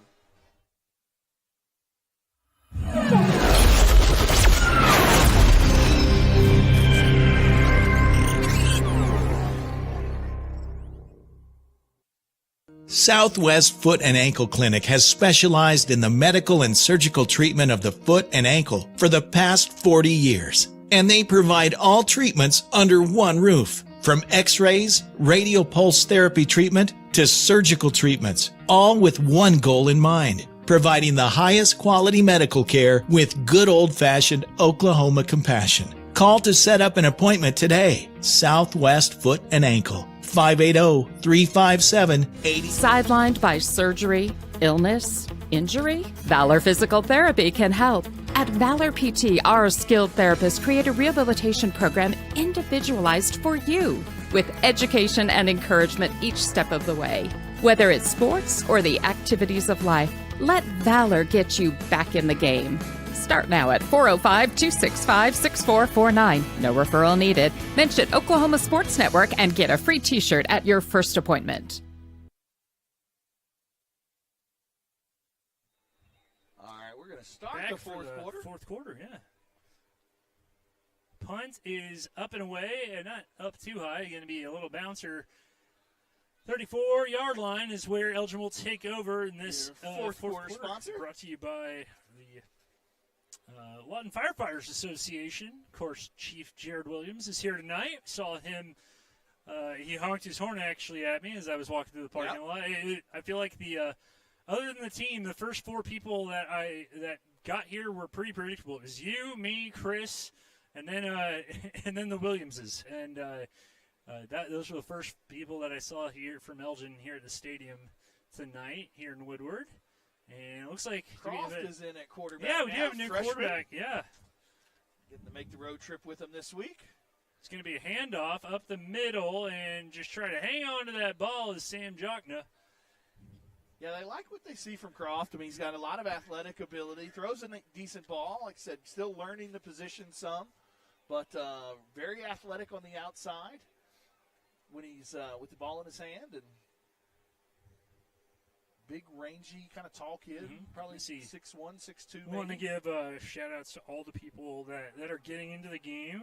Cameron Hollifer looks like, and Braden McIver is in there. Throwing some T-shirts now into the crowd. Boomer cheerleaders. My everything free is for me. Instincts kicked in. Well, free T-shirts they're giving us? No, we're up in the booth. It's going to be Sam Jochna again. Good little shimmy and shaking from Sam. Little twinkle toes action. Good job of following his offensive line right there. The left side of the offensive line, 56 and 73, pulled out in front of him. Yeah, C.J. Devine and Brody Ballou. And Jackson Sutherland coming in at tight end, looks like. John Lohman goes out. Looks like under 10 minutes left to go in this one. Also see Micah Keybone in the game, it looks like. Got homecoming next week. So that's right. That should be a big one. Should be a big one against Elk City. Elk City that I just looked at was 23-21 at halftime against Cat. We'll start our pregame show a little bit earlier next week. We'll have all the excitement, festivities, all the homecoming festivities prior to the game. Now, I was curious. Live. Obviously, you played football in high school, and you grew up in Louisiana. I know that different states do different things differently. You guys didn't really do a homecoming, right? We did homecoming, but we did not do the pregame stuff. Okay. See, and when I grew up in Texas, we did them in halftime. And then, are you familiar with the Texas tradition of mums? Yes. Giant chrysanthemums that they're giant and gaudy and cost about $50 or $70. Yes. And the girls wear them, the guys wear them. I don't know how much money I spent on those dumb things in high school. We do them here too. Did you do them out here? My second grader is already creating hers as we speak. So really looking forward to that. So little kids get down. Okay. Yeah. See, when I was in school, it was something that you gave to your date. As Croft is gonna pick it back up, and then he's gonna be brought down by a pair of boomers. I believe last year's was bigger than her face. That makes sense. Yeah, I was very. That's excited. the only way to do it. Yeah, I was very excited about her wearing that to school. I thought she was going to fall over. Looks like we do have a penalty. Face mask. But yeah, we'll go a little bit live early. We'll go live a little bit earlier than we usually do because we will bring all the homecoming festivities to you. Yeah, that face mask penalty, by the way, puts us in the Rising Eagle Brewery red zone, right at about the 15, just shy of it. 8:37. Yeah, the Elk City game. I mean, Elk City had a really good running back a couple years ago, and I believe Day Thompson. He's no longer there, obviously, but they still got a lot of that same coaching staff that sent them in a deep playoff run. So definitely not a team to be taken lightly, as Jochna is going to go up the middle, down to about the 11-yard line. Great run by Sam. Gets another first down. Sam kind of built in that Braxton Antuna, and I know it's low-hanging fruit, no pun intended, but, just to be like, oh, well, short guy, scat back. Well, he's strong as heck, though. Another wrestler. Yeah. Sam definitely does not run, in the same way that you would expect kind of a shorter guy to run. He definitely runs kind of between the tackles. Not afraid of contact. Another big game, though, by the offense and the defense. Stick around for our post-game show. It'll be abbreviated a little because we don't have Joe with us tonight to have those interviews, but we'll still name our K5 overhead door offensive player of the game and our Elgin roofing defensive player of the game. It's going to be a handoff to Jochna. Going to kind of escape some runners, or tacklers rather, and be brought down. Do have the ability to get a first down right outside of the 10-yard line, so can get a first down if we can get it inside of about the 2. Wouldn't mind to see Mr. Jochna get in the end zone. Get him his first touchdown of the year. Yeah, that'd be pretty cool for number 28, Sam. Looks like they got more guys coming in there. Number 29. Trying to go over my roster. little dark in here, too, so that doesn't help out your Caden Holmgren. Your older eyes there, Glenn. You're older than I am. I know. I have worse eyes than you. I'm pretty sure that's well established at this point. God, I got to see a doctor. Croft is going to hand off. Jochna again. Jochna powering his way. Spin cycle. Woo! Touchdown, Sam Jochna. Touchdown, Elgin. Sam with a great run right there. Hit the old circle button, or what, did I say it right this time? You did, okay. Yes. Hit the circle. You're doing well, young grasshopper. Yes. I'm learning from the young people. But, yeah, Sam with a great touchdown. Congratulations to him. His first varsity touchdown. That's really cool. Awesome moment for him. Makes it 62-0. Delgado going to kick. Trace is playing with his rib protectors. And he flag. didn't even throw the flag. He just has it in his hand. Yeah, He's like, you all know what I mean. Y'all know what I'm doing. You get it. Maybe. No, something. I don't know. There's okay. No. Yeah. Oh, okay. So Tucker knew not meeting the regulations.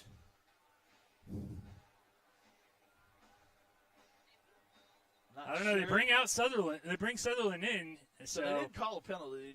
They just I don't know, like a warning of some sort. So kick is up. Kick is good.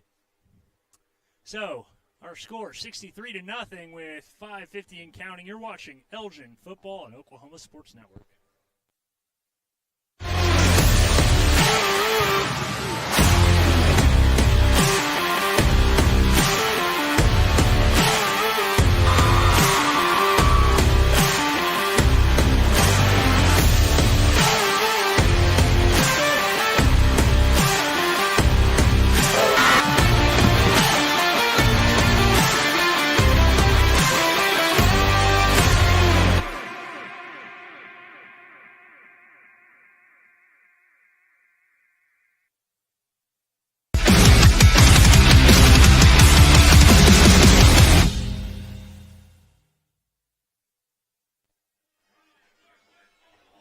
All right, so we are back, and as we mentioned earlier, we're starting a new kind of tradition of going offensive and defensive players of the game. I know last week we picked basically the whole front, the whole defensive front line. And so here's going to be the kick on a Wayne's driving kickoff. Come on, everybody, let's go to Wayne's. 63-0. Delgado's going to kick that one, and the clock is going to keep rolling and rolling and rolling, and he's going to go out of bounds.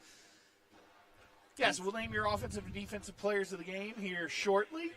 Stick around. We'll have an abbreviated Ann's Country Kitchen post-game show.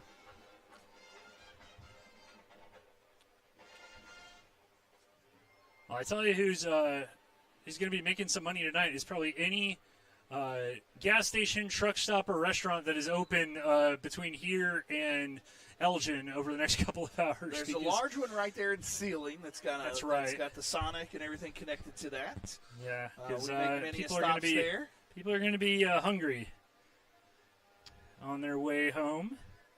Oh, I'm headed to the. We get it. You're going to eat for free. fourth quarter ranch. There you go. That's a very well-named ranch. Well, yeah, he was a football coach. He was a football coach. Yeah. Corday Ritchie nearly with the pick there. Corday was like, I heard you guys might need a defensive player of the game. What if I caused the first turnover of the game, guys? Or I guess we did have that one fumble or that muffed. We had the muffed kick on earlier. The kick. But I don't think we did force a turnover. I mean, tonight, to be fair, most of their they didn't run the ball a whole lot. They mostly threw, and we were able to force a lot of punts. Looks like Carter is back in at quarterback, and that one's going to be at the feet of his receiver. Of Lataw. Sorry, Chris. I'm leaning on his. Poor Chris Balvance trying to give us the. To let you see how much time is left. How much? Yeah. Every time I lean on the old tabletop here, I guess you could call it, doesn't quite hold all my weight. Don't worry, Vincent. We only got 3.5 minutes. You just got to make it through Few more. I don't know. Carter's going to throw it deep, and it is going to be wide and high of everyone. And so they're going to come out and punt again. So 3:30 and counting, fourth quarter. So, yeah, like I said, homecoming next week. Starting off district play, 1-0 is exactly where you want to be. A district win. Yeah, you finish first and second in your district. You get that home playoff game. Finish first in your district. You usually get 2 home playoff games if you can win that first one. So kind of a goal of ours to get that number 1 seed so that way playoffs can kind of run through the nest. And it's going to roll and roll and roll, and they're going to down it down at about the 37-yard line is where that punt will be downed, and that is where Elgin will take over on offense with just under 3 minutes to go. I think last week I mentioned that the last time I was here at this stadium, the only other time I was here at this stadium, is it looks like we do have a flag on the play. I don't know what is happening, but they are talking to Chalmer Wyatt. But they decide what to do with it. I would think Chalmer will just decline this and take the ball where it's at. Well, last time I was here was 2017 Eisenhower playing at Woodward, and lo and behold, I happened to run into former Eisenhower coach Mike Burris this week, and I said, guess what? I'm heading to Woodward this week. I bet you remember the last time you were there. And he goes, 2-hour rain delay. And I was like, yeah, I didn't get back to my Elgin my Lawton apartment until about 3 in the morning probably. That game, I think, ended after midnight. And we had that happen in Sulphur one year. Oh, gosh. So we were a little ways away from the house again. And, yeah. And they called it at halftime, actually. Oh, yeah. So we waited for 2 hours for them to call the game. So that was always fun. That's always fun. Yeah. You were talking earlier about going through Sealing. I covered Sealing versus Laverne in the 8-man state title game a couple of years ago, and there were 2 separate lightning delays, one with 1 play gone in the first quarter, and then at the end of the game, literally they needed to run like 2 more plays, and they're like, nope, we can't right now. Croft still in there at quarterback. Looks like that might be Elam behind. Nope. Who's that, Cardoza again? I believe they gave it back to Cardoza. He is back in the game. I believe that's 32. It's something, too. Yep. So, yeah, like I said, start off 1-0.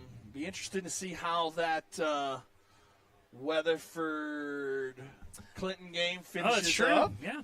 Like I said, a lot of people had us and Clinton kind of up there potentially winning the district. But Weatherford says, not so fast, my friends. Right, yeah. No, that is a big win tomorrow in SEC football world, college football world. Oh, yeah. Number 2 versus number 4.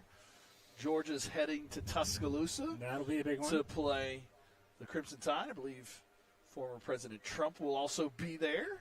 Interesting. So that might add to the traffic delays in Tuscaloosa. Sure.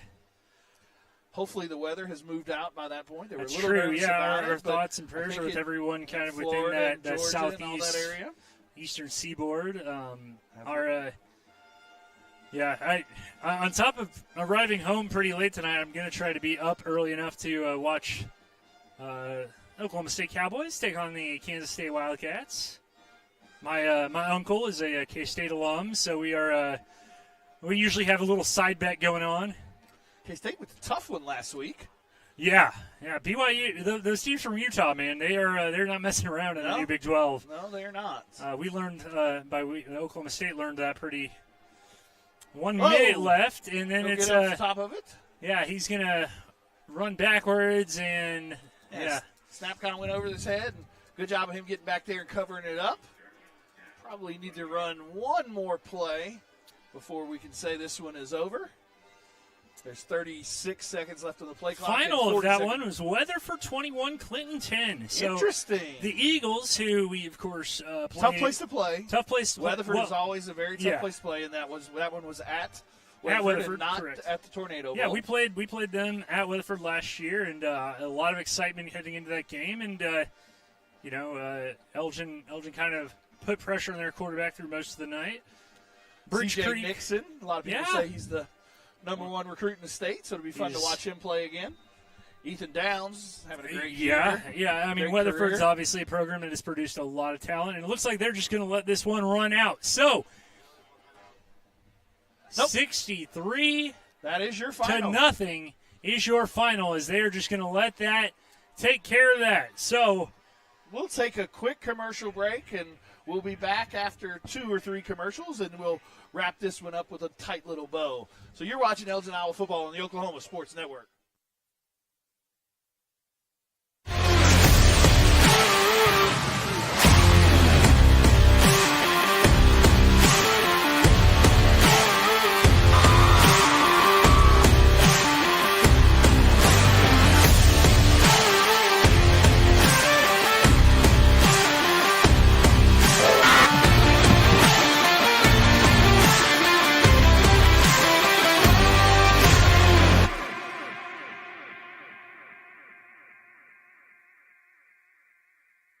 Your job can get dirty. You need a solution. At Waste Solutions, we offer front-end loaders, roll-off containers, and dumpsters for any job, large or small. We also provide residential trash services for Lawton's outlying communities. We've got a solution for small businesses, contractors, construction companies, and everybody in between. We're a locally owned company, and we've been serving our community for 21 years. We love Southwest Oklahoma, and we take care of our own. Every dirty problem has a solution. Waste Solutions. Click or call today. Lawton Community Health Center's high-quality health care is convenient to wherever you are in the region. We're here for you, whether it's our main clinic on Southwest Lee Boulevard or any of our other locations in Lawton. LCHC has additional clinics in Marlow, Comanche, Cache, Medicine Park, Apache, Elgin, and Burns Flat, with more on the way. Enjoy peace of mind knowing quality care from experienced providers is always available. LCHC, your hometown healthcare.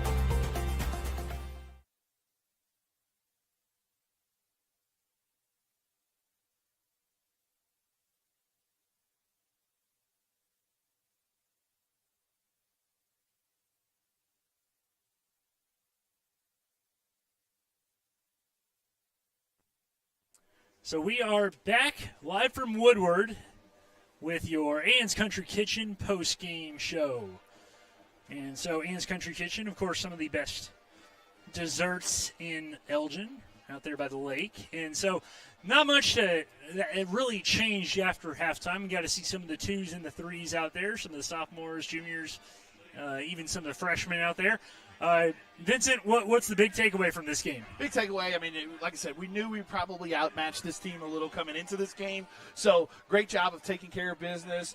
Big thing about it, come out of here healthy and with the big win. So, I mean, kind of took care of everything that we knew we needed to take care of, we took care of tonight. So got a big one next week for homecoming. So, like I said, put this one behind you. You're 1-0 in district play. Looking forward to the rest of the season. Looking forward to being back at home for homecoming against Elk City. But, like I said, not much else to say about this. Great job by the offense. Great job by the defense. Great job of special teams as well. So, like I said, kind of what we expected, maybe not necessarily 63-0, but kind of what we expected, a little bit outmatched, and great job by them.